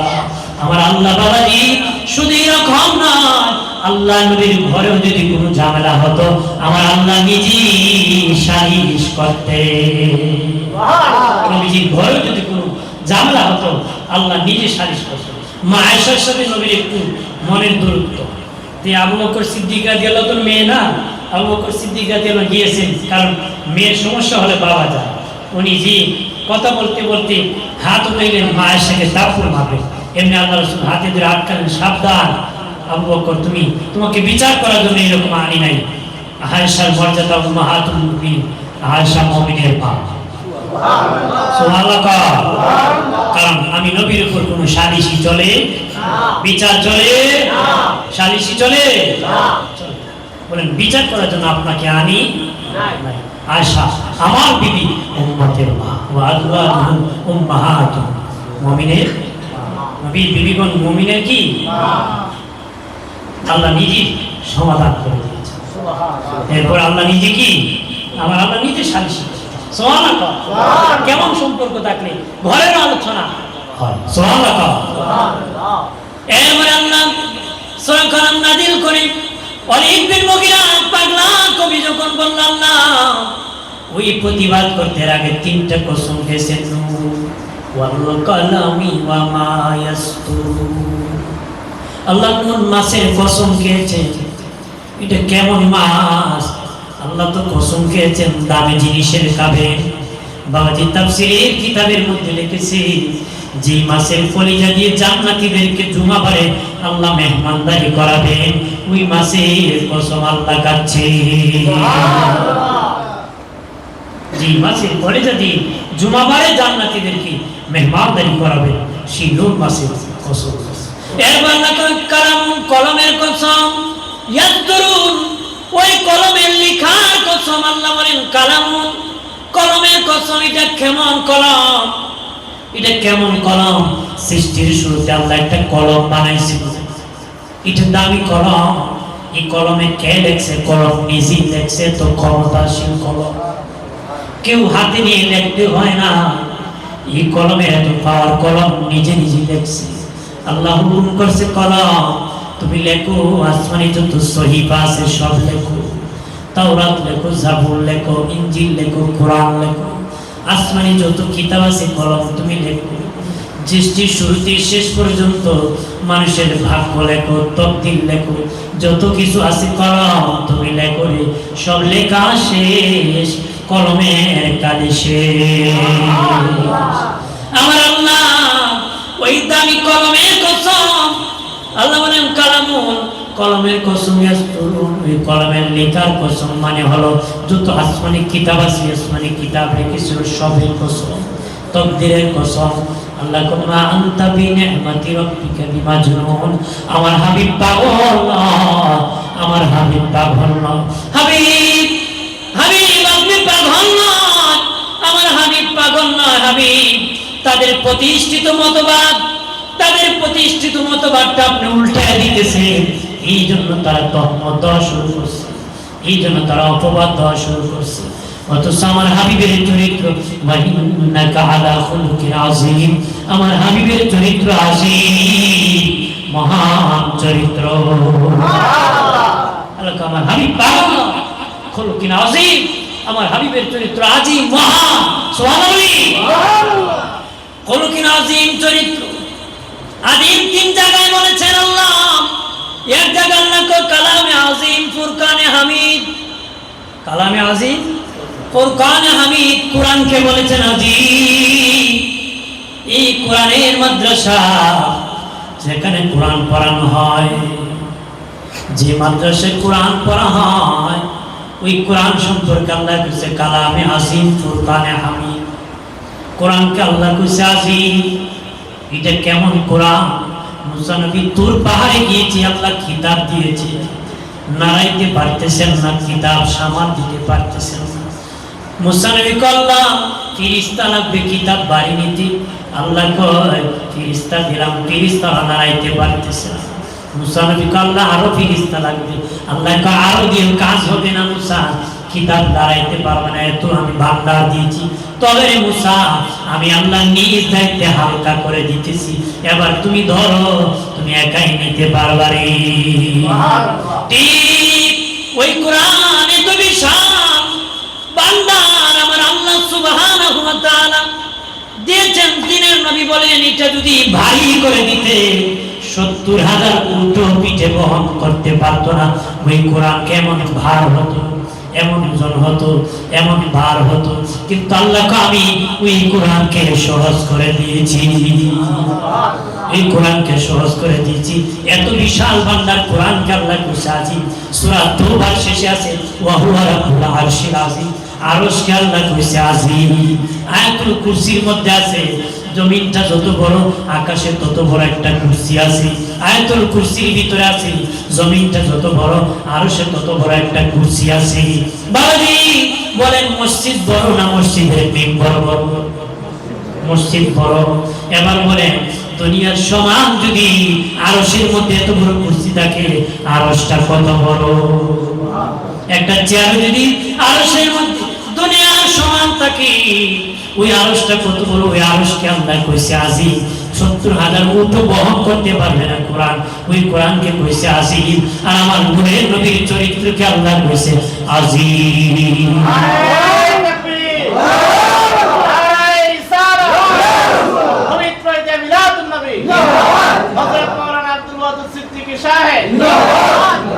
আমার দিনের নবীর চরিত্র কেমন, কেমন চরিত্র। নবীর বিছানায় এক ব্যক্তিকে থাকতে দিয়েছেন, কেমন চরিত্র শুনেন, খুলুকিন আযীম কেমন চিনে নেন ভালো করে। নবীজির বিছানার মধ্যে লোকটাকে শুয়ে রাখছে, রাতের বেলা ইচ্ছা করে পায়খানা করে ভরাই দিছে, ভাগিয়া চলে গেছে, আক্রমণ করবে নবী। নবীজি দেখিয়া কষ্ট পেয়ে গেলেন, আরে তাকতে দিলাম, অসুস্থ হয়ে মনে হয় ভরাই ফেলেছে, রাত্রে ব্যক্তিরা কষ্ট পেয়ে চলে গেছে। নবী ভাবতেছে, আমরা কইলাম না একই বাগলো ধরো, এও পরিষ্কার করবে বাহ। দয়াল নবী নিজে পরিষ্কার করতেছেন, লোকটা ঘুরতেছে। নবীজি দেখে কথা, গত রাত্রে মনে হয় কষ্ট পেয়ে তুমি গিয়েছো আমার বিছানায় ঘুমাইতে পারো। সে কয় শুনছি আখিরি নবীর ধৈর্য আর সবুর ভরপুর, থাকবে আদর্শ ভরপুর। এই পয়গম্বর আমি পরীক্ষা করার জন্য করেছি, দেরি নাই মুসলিম হয়ে গেছে, মুসলিম হয়ে গেছে নবীর কাছে। দয়াল নবী মসজিদ নববীর মধ্যে আছেন সব সাহাবী। এক ইহুদি মসজিদ নববীর বারান্দায় দাঁড়িয়ে প্রস্রাব করে দিচ্ছে, দাঁড়ায়। সাহাবীরা বলে নবীজি অনুমতি দেন, তাকে গর্দান উড়াই দিব। ওমর ইবনে খাত্তাব বলে উড়াই দিব। নবী কয় তামো, তাকে পেশাব শেষ করতে দাও। পেশাব শেষ হওয়ার পরে আমার দিনে নবী বলেন বাবা এখানে প্রস্রাব করার জায়গা না, ওইখানে প্রস্রাব করি, এখানে আমরা ইবাদত করি। লোকটা বের হয়ে গেল, নবী সাহাবীদেরকে বলেন তোমরা পরিষ্কার করো। সে তাকায় তাকায় দেখতেছি, নবী সাহাবীদেরকে বলেছেন পরিষ্কার করো। কেমন আদর্শের লোক পয়গম্বর হবে, উনি নবী দেরি নাই, ওই লোকটা কালেমা পড়ে মুসলিম হয়ে গেছে। এটি চরিত্র, সুবহানাল্লাহ। আমার দিনে নবী কেমন খুলুকিন আযীম, কেমন চরিত্র। নবীকে কি ইহুদি দাওয়াত করেছে, গো মুহাম্মদ আমার বাড়িতে আপনার দাওয়াত। দুপুর বেলা দাওয়াত, নবী দাওয়াত গ্রহণ করেছেন। দাওয়াত খাইতে গিয়ে দেখেন ইহুদি নাই, বাড়িতে তালা দিয়া ভেঙে গেছে। যতটুকু অপেক্ষা করা এতটুকু অপেক্ষা করে নবী চলে আসছেন প্রথম দিন। আরো কিছুদিন পরে আবার গিয়া কই ইহুদি কয় আপনার দাওয়াত, নবীকে গ্রহণ করলাম। আবার দ্বিতীয় দিন নবী দাওয়াতে যেয়ে দেখি দরজা বন্ধ করে দ্বিতীয় দিনে ইহুদি চলে গেছে। তৃতীয় আবার কয়েকদিন পরে গিয়া কয় আমি আপনাকে দুদিন দাওয়াত করে থাকতে পারি নাই, আমি আরেকদিন দাওয়াত করতে চাই। নবীকে তুমি আরেকদিনও যদি দাওয়াত করো আমি গ্রহণ করব। আমরা কত বিচার করি মাকে দাওয়াত বলো কি নবী কয় আরেকদিনও করলে আমি তোমার দাওয়াত গ্রহণ করবো কিনা। আসি কেমন তুমি দয়াল নবী তৃতীয় দিন ইহুদির বাড়িতে দাওয়াত খাইতে গিয়েছেন। ওই দিন ইহুদি বাড়ি থেকে যায় নাই, বাড়ির সামনে ফুল নিয়ে দাঁড়িয়ে আছে, চোখের পানি ছেড়ে দুই হাত ধরে ক্ষমা চেয়ে আমি বেয়াদবি করেছি, দুদিন দাওয়াত দিয়ে বাড়ি থাকি, আমি তাওরাত কিতাব পড়তে পেয়েছি। আপনার জানি ধৈর্যে ভরপুর থাকবে আদর্শ, পরীক্ষা করার জন্য দুদিন দাওয়াত করে তাকে আমি বেয়াদবি করেছি। আপনি খুলুকিন আযীম শেষ পয়গম্বর, আমিও মুসলিম হয়ে যাব। এই লোকটা মুসলিম হয়ে গেছে। নবী দয়াল নবী নূরের চেহারা দেখে বহু কাফের কালেমা পড়ে মুসলিম হয়ে গেছে। সুবহানাল্লাহ বলেন না। হযরত আনাস রাদিয়াল্লাহু তাআলা আনহুর মা আনাস রাদিয়াল্লাহু তাআলা আনহু দাওয়াত করে আনাসের বাড়িতে নিয়েছেন। আনাস রাদিয়াল্লাহু তাআলা আনহুর মা একবার পূর্ণিমার চাঁদের দিকে তাকায়, আর একবার নূরের নবী নূরের চেহারার দিকে তাকায়, বারবার তাকাইতেছে। আনাস রাদিয়াল্লাহু তাআলা আনহু একবার পূর্ণিমার চাঁদের দিকে তাকাও, আর একবার আমার দিনের নবীর নূরানী চেহারা আনোয়ারের দিকে কেন তাকাও? আনাস রাদিয়াল্লাহু তাআলা মা ডেকে বলে বাবা ওরে আনাস, আমি বারবার তাকায় দেখছি পূর্ণিমার চাঁদে কলঙ্কের দাগ আছে, আল্লাহর হাবিবের নূরের চেহারার মধ্যে কোনো কলঙ্কের দাগ নাই। আনাস রাদিয়াল্লাহু তাআলা বলেন আমার দিনের বাড়ি নবী 10 বছর আমি খেদমত করেছি, 10 বছর আমি গোলামি করেছি। মা সে বলেছিল বাবা না চলো, কয় না মা আমি যাবো না। 10 বছর আমি গোলামি করেছি, নবীর খাদিম ছিলাম। আমার দিনের নবী কেমন আদর্শ, আমি আনাসের দিকে একদিন চোখ লাল করে তাকায় নাই। কেমন চরিত্রের নবী, 10 বছরের খাদিমের দিকে একদিনও নবী চোখ লাল করে তাকায় নাই। হযরত আনাস রাদিয়াল্লাহু তাআলা বলতেছে কেমন নবী, আমার দিনের নবী, আমাদের আয়েশা দয়াল নবী বিবি আমাদের মা, উনি অনেক মহিলাদেরকে নিয়ে আলোচনা করতেছেন। শেষ কথা, আমার অনেক মহিলাদেরকে নিয়ে আলোচনা করতেছেন। মহিলাদেরকে ডেকে বলেন তোমাদের স্বামী ঘরে যখন আসে তোমরা কি করবে? তারা বলে ঘরের বাতিটা আমরা জ্বালাই দিই। আম্মাজান মুস্কি মুস্কি আসে, তারা বলেন কেন হাসে? ও আমি উল্টা, তোমরা ঘরের বাতি জ্বালাও, আমি আয়েশা ঘরের বাতি নিভাইয়া দিই। ডেকে বলে কেন নিভাইয়া দেন? আমার নূরের নবী, আমি আয়েশা হুজরায় যখন প্রবেশ করেন নুরানি চেহারা নূরের আলোতে আমি আয়েশার ঘরটা আলোকিত হয়েছে। এমন আলোকিত হয় টুট্টু শুয়ে যদি পড়ে থাকি আমি আয়েশা দেখতে পাই। মা আয়েশা বলেন আমার স্বামী যখন বেহেশতি হাসি হাসতেন মুখ থেকে নূর বের হয়ে যেত। নূরের আলোতে শাম দেশের প্রাসাদগুলা পর্যন্ত আলোকিত হয়ে যেত। শাম দেশ বলতে ওই সময় দূরবর্তী দেশ বোঝানো হতো, বর্তমান আমেরিকা লন্ডন ওই সময় আবিষ্কার হয় নাই। শাম দেশ বলতে ওই সময় দূরবর্তী দেশকে বোঝানো হইতো। মা আয়েশা বলেন যখন আমার স্বামী রহমতের নবী বেহেশতি হাসি হাসতেন নূরের আলো বের হয়ে সব দেশের প্রাসাদগুলো আলোকিত হয়ে যেত। আম্মা জান আরো বলে পৃথিবীর মানুষ শুনে না, পৃথিবীর একটা সূর্য আছে, ফজরের পরে সকালবেলা পূর্ব আকাশে উদিত হয়, ফজরের পরে সকালবেলা পূর্ব আকাশে উদিত হয়। আমি আয়েশারও একটা সূর্য আছে, যে সূর্যটা এশারের নামাজের পরে অন্ধকার রাত্রিতে আমি আয়েশা করে উদিত হয়।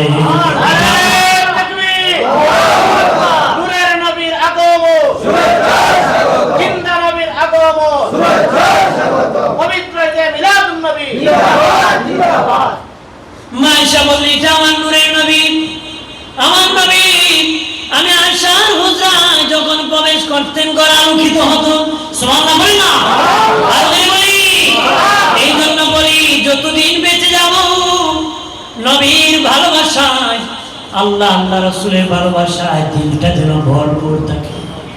আল্লাহ হযরত আজিমুল বারকাত মুজাদ্দিদ দ্বীন মিল্লাত ইমাম আহলে সুন্নাত বলেছিলেন আমার দিল যদি তোমরা টুকরা টুকরা করো রে, আমার কলিজাকে যদি তোমরা টুকরা টুকরা করো, এটার মধ্যে আল্লাহ আল্লাহ রাসূলের ভালোবাসা ছাড়া আর কিছু ভাবা নেই। পুরোটাই ভালোবাসা ভরপুর ছিল, মহব্বতে। আমরাও সেভাবে হতে হবে, হতে হবে কিনা? ভালোবাসা দরকার আছে কিনা? জীবনের চেয়ে, সন্তানের চেয়ে, সম্পদের চেয়ে নবী বলেছেন তোমার জীবনের চেয়ে আমাকে যখন ভালোবাসবা তখন কামেল মুমিন হয়ে যাবে। সুবহানাল্লাহ। বেশি দিলেন সাহাবীরা এইভাবে ভালোবাসছিলেন জীবনের, সম্পদের, বিবির চেয়ে, বাচ্চার চেয়ে, সবচেয়ে বেশি নবীকে ভালোবাসিলেন। নবী দা কদর জানে সাহাবী, মসলিদা কদর জানে বাঙালি। নবীর কদর জানতো সাহাবীরা, মাসের কদর জানে বাঙালিরা। খাবার না খেলে মাথা গরম হয়ে যায়, খাওয়ার না পেলে কি? আর সাহাবীরা নবীর ভালোবাসা না পেলে, নবীর সান্নিধ্যে না গেলে মাথা গরম হতো, নবীর কাছে গেলে ঠান্ডা হয়ে যেত। সুবহানাল্লাহ। আর আমরা নবীর ভালোবাসা যে যেটাই বলো সেটাতে কান দেওয়া যাবে না। আমি বলি বাবা ফতোয়া দিয়ে লাভ আছে, তুমি যেভাবে পারো খুশি হও, আমরা খুশি। তোমার বিরুদ্ধে আমরা না, তুমি খুশি হয়েছো, বেজার হয়েও না। বেজার বেজার কেন? নবী আসছে, নামাজ পেয়েছি, রোজা পেয়েছি, হজ পেয়েছি, যাকাত পেয়েছি, দাড়ি, টুপি, জুব্বা, মসজিদ, মাদ্রাসা পেয়েছি, নবীর উসিলায় পেয়েছি। খুশি হব, বেজার হব কেন? আমাদের মতন রেডি করতে হবে, এটা আপনাকে বলি না। আপনি যেভাবে হোক খুশি হন, বেজার হন এই কথাটা কইলে তো ভয় হয়, কথা বলেন ঠিক না? অন্তর খুশি থাকে। আমরা তো মধ্যে জিলাপি খাই সিমকে যেই কর অন্তরকে এই কথা কইন দিলে নবীর আগমনে খুশি, তাহলে আমরা খুশি। আপনার সাথে কোনো বিরোধ আমাদের নাই, আমরা কোনো অসুবিধা নেই। তো টেক লাগাই হাজির আগে অনেক কিছু আর নাজায়েজ কইছে, এখন জায়েজ করে। আগে ওরা কত গ্রামে জুম্মা হয় না, মুরব্বীরা কইতে পারবে, ওরা কিন্তু শহরে জুম্মা করতো। ওরা কি করতো? হ্যাঁ, শহরে গিয়ে জুম্মা করতে হতো, গ্রামে গঞ্জে জুম্মা হয় না। এখন এরা গ্রামে জুম্মা করে। আগে জোয়াল্লিন আর জোয়াল্লিনের মায়ের হতো, এখন আমি সকল জৈল্লা গোষ্ঠী করা নেই, এখন আর এই মাইন নাই। এখন আর বুঝে নিছি আর জোয়াল্লিন পড়ে না, পড়েনি, পড়ে না। আগে হয়তো মানে আহলে সুন্নাত মানে সূরার উপর সুন্নি যে বেলা যে জায়গায় কইছি এই বেলা এখন কয় আহলে সুন্নাত জান্নাত। তার মানে ফতোয়া আগে দিছে, দলিল পরে পেছে নাকি? হ্যাঁ, শানে রিসালাত একটা শিরকি স্লোগান বলেছে, নিজেই শানে রিসালাত সম্মেলন এই বছর করছে, কথা করছে কিনা? এরকম করবে, এরকম করতেছে। ওরা আগে বলে পরে আবার জায়গায় আসে, ও তো ফতোয়া দিয়ে দেয় আগে গেট পাস, পরে পৌঁছে। আস্তে আস্তে সময় লাগে, এই জন্য ফিতনা যাবো না। আমাদের মুরব্বীগণ আগে যেটা বলেছেন এখনো তারা আস্তে আস্তে সেটা মেনে নিতেছে। ও তো মানে লজ্জা হয় তো হঠাৎ করে যখন এক ব্যক্তির টেক দিছি তার মতন হয়ে গেলে একটা সরম না, কিছু একটু মুসল দিয়ে বিপরীত মুখী করতে চায়, একটু ভিন্ন ভিন্ন। আচ্ছা, যেভাবেই করেন খুশি থাকেন, বেজার হয়ে বেজার হওয়ার দরকার নাই। নবীর আগমনে খুশি হব। অনেকে বলে যারা চিনি খাওয়ালে করে, আমি কই চিনি হারা বছরই আমরা খাই, চিনি খাওয়ালে করি। চিনি তো সারা বছর বিরিয়ানি তেয়ারি কত কিছু খাই, ঈদ খাওয়া চিনি খাওয়ালে করা লাগে নাকি? না না, নবীর আগমনে আমরা খুশি হই, তাবার কথা বলেন ঠিক ঠিক। শাহ ওলিউল্লাহ মুহাদ্দিস দেহলভী রহমতুল্লাহ আলাইহি ওনার কিতাবে লিখছে, ওনার বাবা শাহ আব্দুর রহিম মুহাদ্দিস দেহলভী রহমতুল্লাহ। কথা শাহ ওলিউল্লাহ মুহাদ্দিস দেহলভী বলেন, আমার বাবা শাহ আব্দুর রহিম মুহাদ্দিস দেহলভী রহমতুল্লাহ আলাইহি প্রতি বছর বাড়ি রবিউল আউয়াল বাড়িতে খাসি জবাই করতেন, ছাগল জবাই করতেন, গোশত দিয়ে উনি নবীর মিলাদুন নবী পালন করতেন। গোশত দিয়ে উনি তাবারক করে মিলাদুন নবী পালন করতেন। এক বছর বাড়িতে অভাব দেখা দিছে, ঘরে কোনো সম্পদ নাই, উনি দিন গোশত দিয়ে আয়োজন করেন। মনে বড় দুঃখ নেই, সোলাপুর দিয়ে আমার নবীর মিলাদুন নবী পালন করেছে, অন্তরে কষ্ট নিয়ে রাতে ঘুমাইছে। স্বপ্নে দেখে দিনের নবী জান্নাতের ভিতরে একটা খাজানার ভিতরে সুলাপুর নিয়ে নাড়াচাড়া করতেছে। মুস্কি হাসিয়ে আব্দুর রহিম, বেজার হোস না, আমি রাসূল তোর প্রতি খুশি হয়ে গেছি। শাহ ওলিউল্লাহ মুহাদ্দিস দেহলভী ওনার কিতাবের মধ্যে লিখছে, এটা হাদিস বর্ণনা করছে। হাজির উনি ওনার কিতাবে লিখছে যে আমার বাবা এরকম ভাবে স্বপ্নে দেখেছি নবী মিলাদুন নবীতে খুশি হয়ে গেছে। সুবহানাল্লাহ, নবী মিলাদে আমরা খুশি। একদিন আগে দেখলাম একটু গত বছর বলছে হারাম হারাম, এই বছর কয় আমরা খুশি। কয়েকজন যদি এখানে বেজার দেখো গাড়ি তুলে গাড়ো ধরে বার করে দেবো, কইছি কথা হাজির। তাহলে আস্তে আস্তে হবে, কারণ বুঝতে গেলেন জিদের কারণে ফতোয়াবাজি করে। এই জন্য নবী আল্লাহ আল্লাহ রাসূলের ব্যাপারে যেটা ধর্মের কথা আছে সেটা বলবো, জিদ করে যেন কোনো ফতোয়াবাজি না হয়, জিদ করে যেন কোনো ফতোয়াবাজি না হয়। কারণ আমি যা করবো আল্লাহ আল্লাহ রাসূলের জন্য করবো, আমার জন্য। হযরত আলী রাদিয়াল্লাহু তাআলা এই নবীর আদর্শে মা আনা আলাইহি ওয়া আসহাবি, আমরা নবীর সাহাবী জামাতের কি অনুসারী। হযরত আলী রাদিয়াল্লাহু তাআলা জিহাদের মাঠে গলায় ছুরি লাগাই দিয়েছে, এক ব্যক্তিকে জবাই করে দিল। এমনি লোক তুতু নিক্ষেপ করছে, মানে সে তুতু মেরে দিছে আলীর উপর। হযরত আলী সে জবাই করে নাই। ওই লোকটা উঠে কয়, আলী তুমি তো আমার জবাই করে দিতে। আমি ভাবলাম শেষে ঘৃণা করে কিন্তু ছেড়ে দিলে কেন? হযরত আলী কয়, তোকে তো করে আমি ছুরিটা লাগাইছি, আমার দিলটা আল্লাহ আল্লাহ রাসূলের মহব্বতে ভরপুর করে দিয়েছিলাম, আমার ব্যক্তিগত কোনো রাগে নয়, সন্তুষ্টি আল্লাহ আল্লাহ রাসূল। কিন্তু তুই যখন আমাকে তুতু নিক্ষেপ করছো, দেখলাম আমার গায়ে বেজে গেছে, ব্যক্তিগত রাগ উঠে গেছে। আমি দেখলাম আমার ব্যক্তিগত রাগ যোগ হয়ে যেতেছে, এই জন্য তো তারে আমি কাটতে পারি না, ছেড়ে দিছি।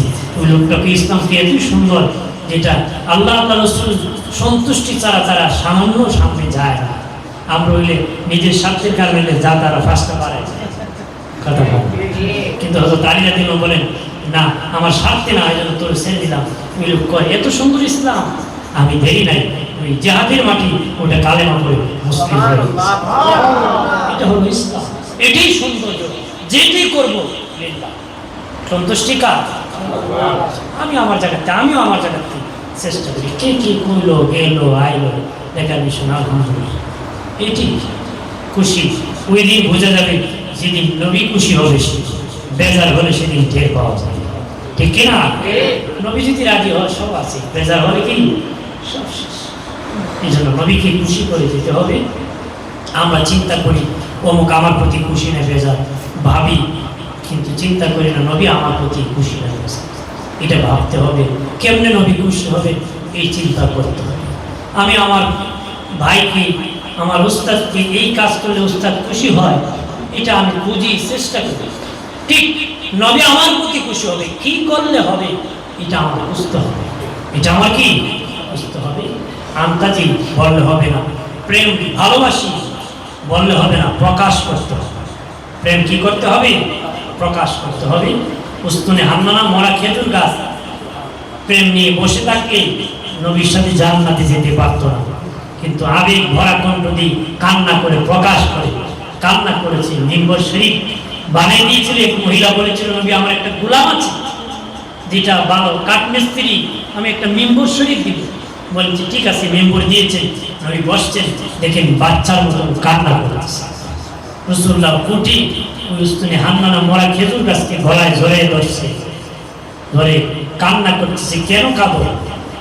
দেখে বলে নবীজি, ও মায়ের নবী, এতদিন আমাকে হেলান দিয়ে খুতবা দিয়েছেন, আজকে থেকে তো আর দিবেন না, আমি হেলান থেকে বঞ্চিত হয়ে গেছি। নবী কয় কাঁদিস না, তোর সামনে আমি রোপণ করব, তুই জিন্দা হয়ে খেজুর ধরবে, কিয়ামত পর্যন্ত আমার উম্মত খেজুর খাবে। সে আমার দরকার নাই, আমি আপনার সাথে থাকতে চাই। নবী বলে সামিরা খবর কলম করনি, খবর কলম করা হলো। খেজুর গাছকে নবী দাফন করে বললেন খেজুর গাছ জান্নাতে চলে গেছে। খেজুর গাছ কিন্তু দলিলে জান্নাতে যায় নাই, নবীর ভালোবাসায় গেছে। দলিলে জান্নাত নাই, নবীর ভালোবাসা। বালি উহুদ পাহাড়, দয়াল নবী বলেছেন উহুদ পাহাড় আমারে ভালোবাসে, আমি পাহাড়কে ভালোবাসি। নবীজি এমন রাস্তা দিয়ে যেতেছেন, উহুদ দেখে না। উহুদ পাহাড় আল্লাহর কাছে বলে, মালিক আপনার হাবিবকে আমি দেখতে পাইতেছি না, বলেন আমার ঘা ঘষে জেনে যান। উহুদের প্রান্তরে সাহাবীরা শহীদ হয়েছে। নবীর চাচা আমির হামজা রাদিয়াল্লাহু তাআলা আনহু শহীদ হয়েছিলেন। আল্লাহ নবী বলেন আমার চাচাকে জান্নাতুল বাকিতে দাফন করব। সাহাবী আমার চাচার লাশ, আমির হামজার লাশটা যখন না হলো, উহুদ পাহাড় আমির হামজার পিছনে পিছনে যাওয়া শুরু করছে। নবী বলেন তামরে বাবা সাহাবী, উহুদ পাহাড় চা আমার চাচা যেন তার গা ঘষে থাকে, আমার চাচা জান্নাতুল বাকি নয়, উহুদের প্রান্তরে আমি দাফন করে দিব। উহুদ পাহাড় নবী জিবরিল পাঠিয়ে নবীকে বলে দিলেন, নবীকে বলো উহুদের ঘা ঘষে দেন। নবী উহুদ পাহাড়ের কাছে যায়, সাহাবীরা ওই উহুদ আমারে ভালোবাসে, আমিও উহুদে ভালোবাসি, ভালোবাসার কারণে উহুদ পাহাড় জান্নাতে যাবে, বলিলে না নবীর ভালোবাসায় যাবে। বাবাজি নবীর মুমিন দলিলে জান্নাতে যাবে না, নবীর ভালোবাসায় জান্নাতে যাবে। নবীর ভালোবাসা প্রেম প্রকাশ করতে হবে। কথা বলেন ঠিক কি? এই জন্য মুখে মুখে নয়, কাজে কর্মে সেই ফল দেখাতে হবে। কাজে কর্মে কি? আদর্শে, ব্যবহারে, দাড়িতে, টুপিতে, দাড়ি তো সুন্নিদের দাড়ি। কথা বলে সুন্নত যখন ইমানদারি রাখবে তখন সুন্নত হবে।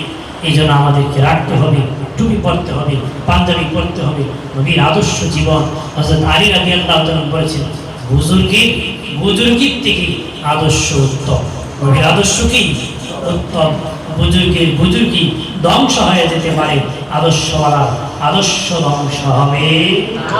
বুজুর্গি 100 বছর করে টাকা খেয়ে বিক্রি হয়ে যে সব শেষ করে দিতে পারে, কিন্তু আদর্শওয়ালাকে আদর্শ থেকে কোনো কিছুর লোক বিচ্ছিন্ন করতে পারে না। আদর্শ রেখে এটার অটল থেকে নবীর ভালোবাসা নিয়ে জীবনভর থাকতে হবে।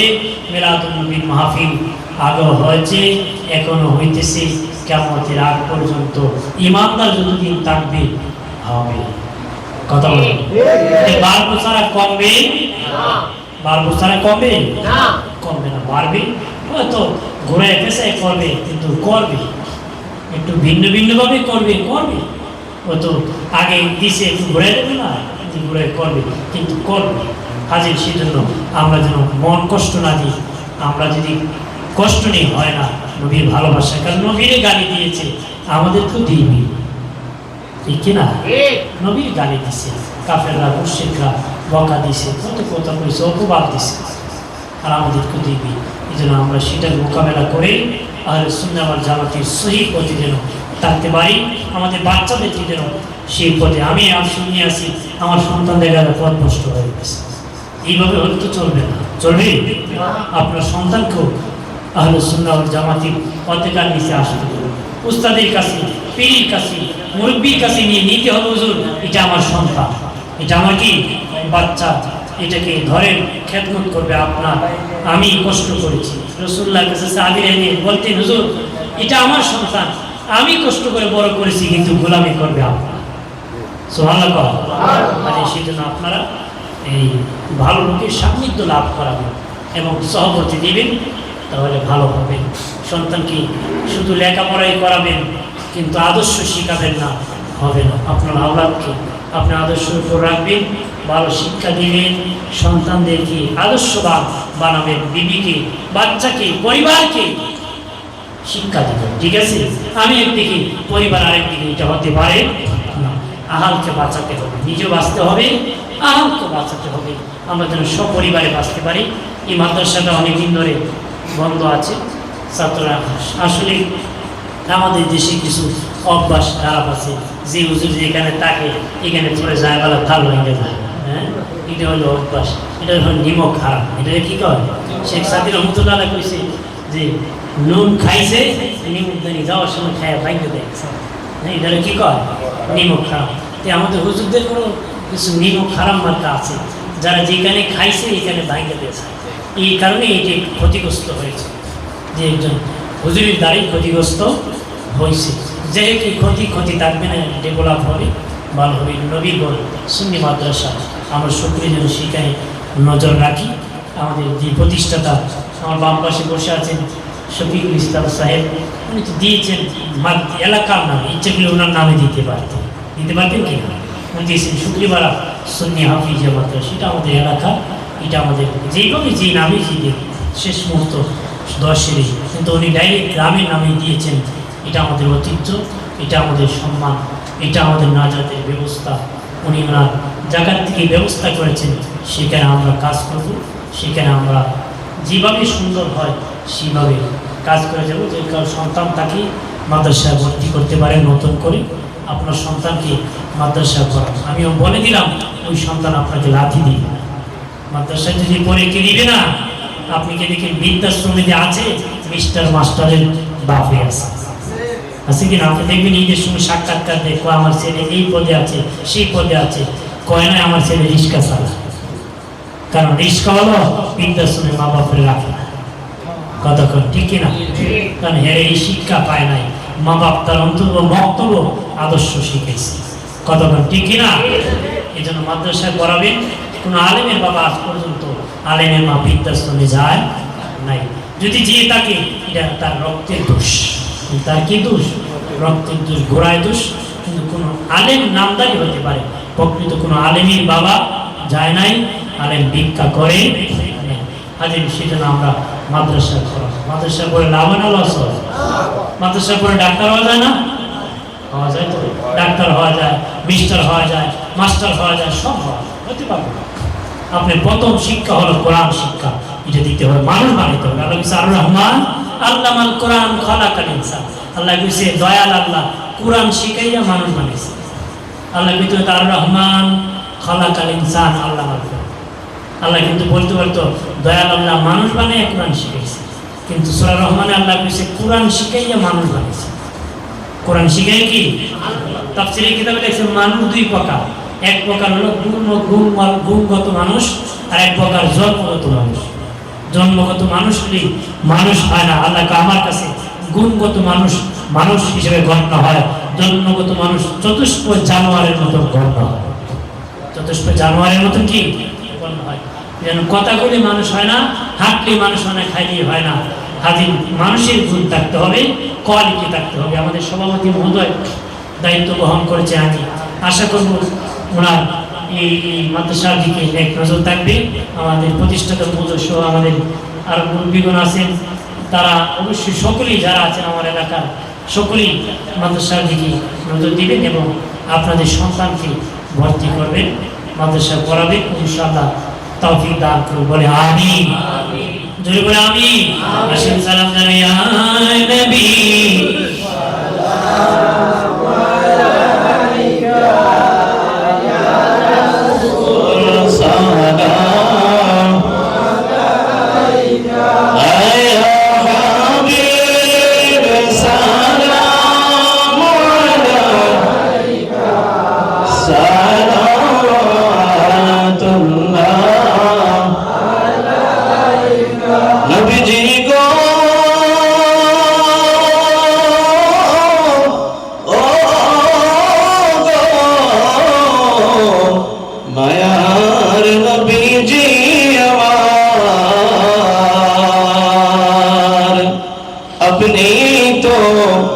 নূরের নবী নিখিলের দেনের ছবি, আপনি না এলে দুনিয়ায় আধারে ডুবি তো সবই, ইয়া নবী সালাম আয়া রাসূল সালাম আয়া হাবিব সালাম আলাইকা সালাওয়াতুল্লাহ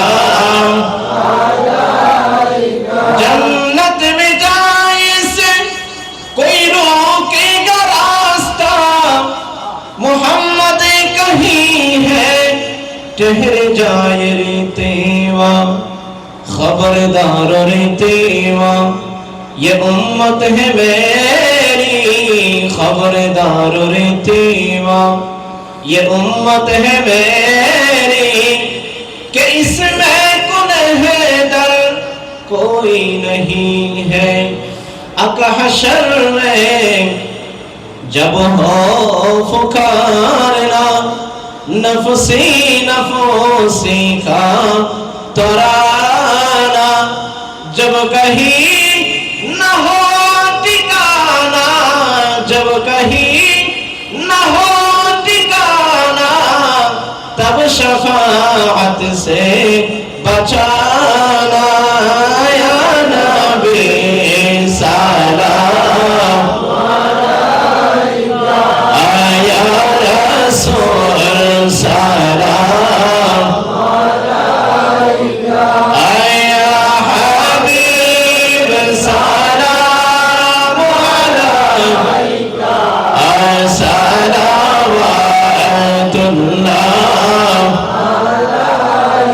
आला नबी अस्हाबे नबी शुहदाए किराम गोले बागे रिसालत पेरा को सलाम मुस्तफा जाने रहमत पेरा गौसे आज़म इमाम तो का वन्नो का अजमेरी संजेरी ख्वाजा गौरी बेने वाज सुल्तानुल औलिया, 360 औलिया दानदी कल्बों में अज़ीमते मुस्तफा सैयदी आला हज़रात पे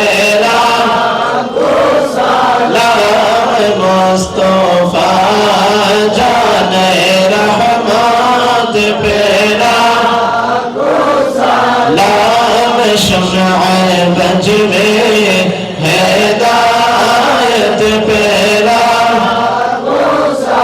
आशिकों के राज ने प्यारे रसूल ए सलामी आज जाना अशकाना हो कबूल मदीने के चाँद हजारों सलाम मदीने के चाँद लाखों सलाम मदीने के चाँद करोड़ों सलाम मदीने के चाँद बेहदों सलाम बलगुना बिकमाली तुझा बिजमालिही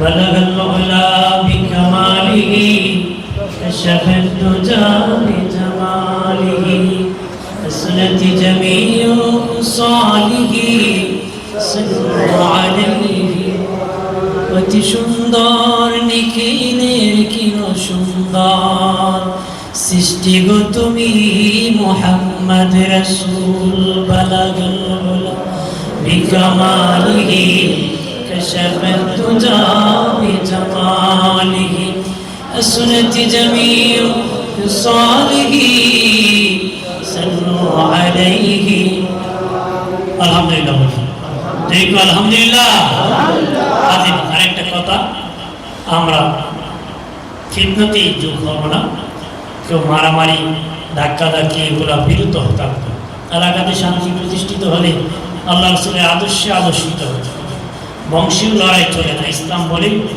হক বাতিলের লড়াই চলে কি চলে হক সত্যবাদী মিথ্যার বিরুদ্ধে লড়াই করবে আমাদের কিন্তু এটা দেখা হয় না সমাজে লড়াই হয় হোক মিথ্যা মানে আমার বংশের সাথে এটা হবে না ওদিন মুহাজির আর আনসার সাহাবীর মধ্যে যুদ্ধের পরে ঝগড়া লাগছে মুহাজির সাহাবী আর আনসার সাহাবী তে আনসার যায়নি ঝগড়া লাগছিল উনি সব আনসারে ডাকছে মুহাজির সবাই মুহাজিরে ডাকছে মানে দুইটা পার্ট হয়েছে মুহাজির সাহাবী মুহাজিরের পক্ষে নিয়ে গেছে আনসার সাহাবী আনসারের পক্ষ নিয়ে এটা যুদ্ধ ভাব এসে গেছে আল্লাহ রাসূল তখন ওই পাহাড়ে দাঁড়িয়ে ভাষণ দিয়েছিলেন এই থামো তোমরা কেউ জি মুহাজির আর আনসার দুজন ঝগড়া লাগছে তোমরা দুইটা দল হয়ে গেছো তো মুহাজিরের পক্ষে আনসার আনসারের পক্ষে এরকম বংশীয় লড়াই ইসলামে করা যাবে না তোমরা দেখো কে ন্যায়কারী কে অন্যায়কারী সবাই মিলে অন্যায়ের বিরোধিতা করবা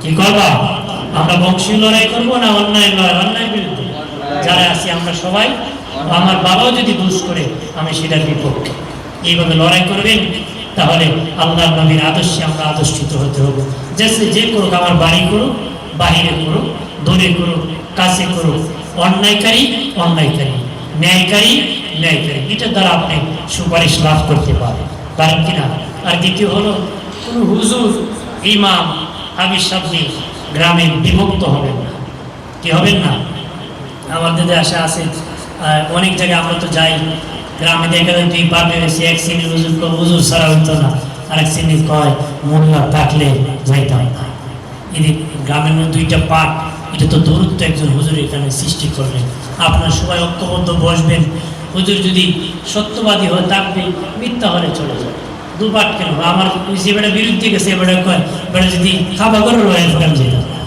এটা তো কোনো কথা না আপনাদের সত্যের উপর থাকবে যদি কোনো ভুল করে হুজুর আপনি বসবেন যদি ভুল প্রমাণ হয় অবশ্যই সবাই ভুল মেনে বিদায় দিবেন যদি রাইট প্রমাণ হয় সবাই মিলে নামাজ পড়বে এটাই সত্য বিষয় কিন্তু কোনো দলে উপদলে বিভক্ত হবেন না দেশের পরিবেশ পরিস্থিতি সব মিলে মানুষের কাঁধে ভর করতে চায় 8% লোক ঝগড়া লাগে ফায়দা হাসিল করতে চায় এই জন্য আমরা যেন সেই ফায়দাতে কার সুযোগ না নেই নিজেরা নিজেদের মধ্যে বিভক্ত যেন না হই ঐক্যবদ্ধ তাকে আল্লাহ রাসূল বলেছেন কিয়ামতের আগে মানুষ নিজের লোককে পরের লোক মনে করবে পরের লোককে নিজের লোক মনে করবে অধঃপতন হবে এই জন্য আমরা গ্রামবাসী সবাই ঐক্যবদ্ধ থাকবো কোনো হুজুর সমস্যা হলে হুজুর যাবে আরেকজন রাখবে সমস্যা কি ভালো হলে উনি থাকবে খারাপ হলে যাবে ভালোর পিছনে আমরা নামাজ পড়বো খারাপ হলে করবো কেন ঠিক কিনা বিভিন্ন খানে কিন্তু এরকম ঝগড়া চলতেছে আমাদের এলাকায় যদিও নাই কিন্তু পাশাপাশি অনেক কেন আছে এই জন্য আমি সকলকে বলবো আমরা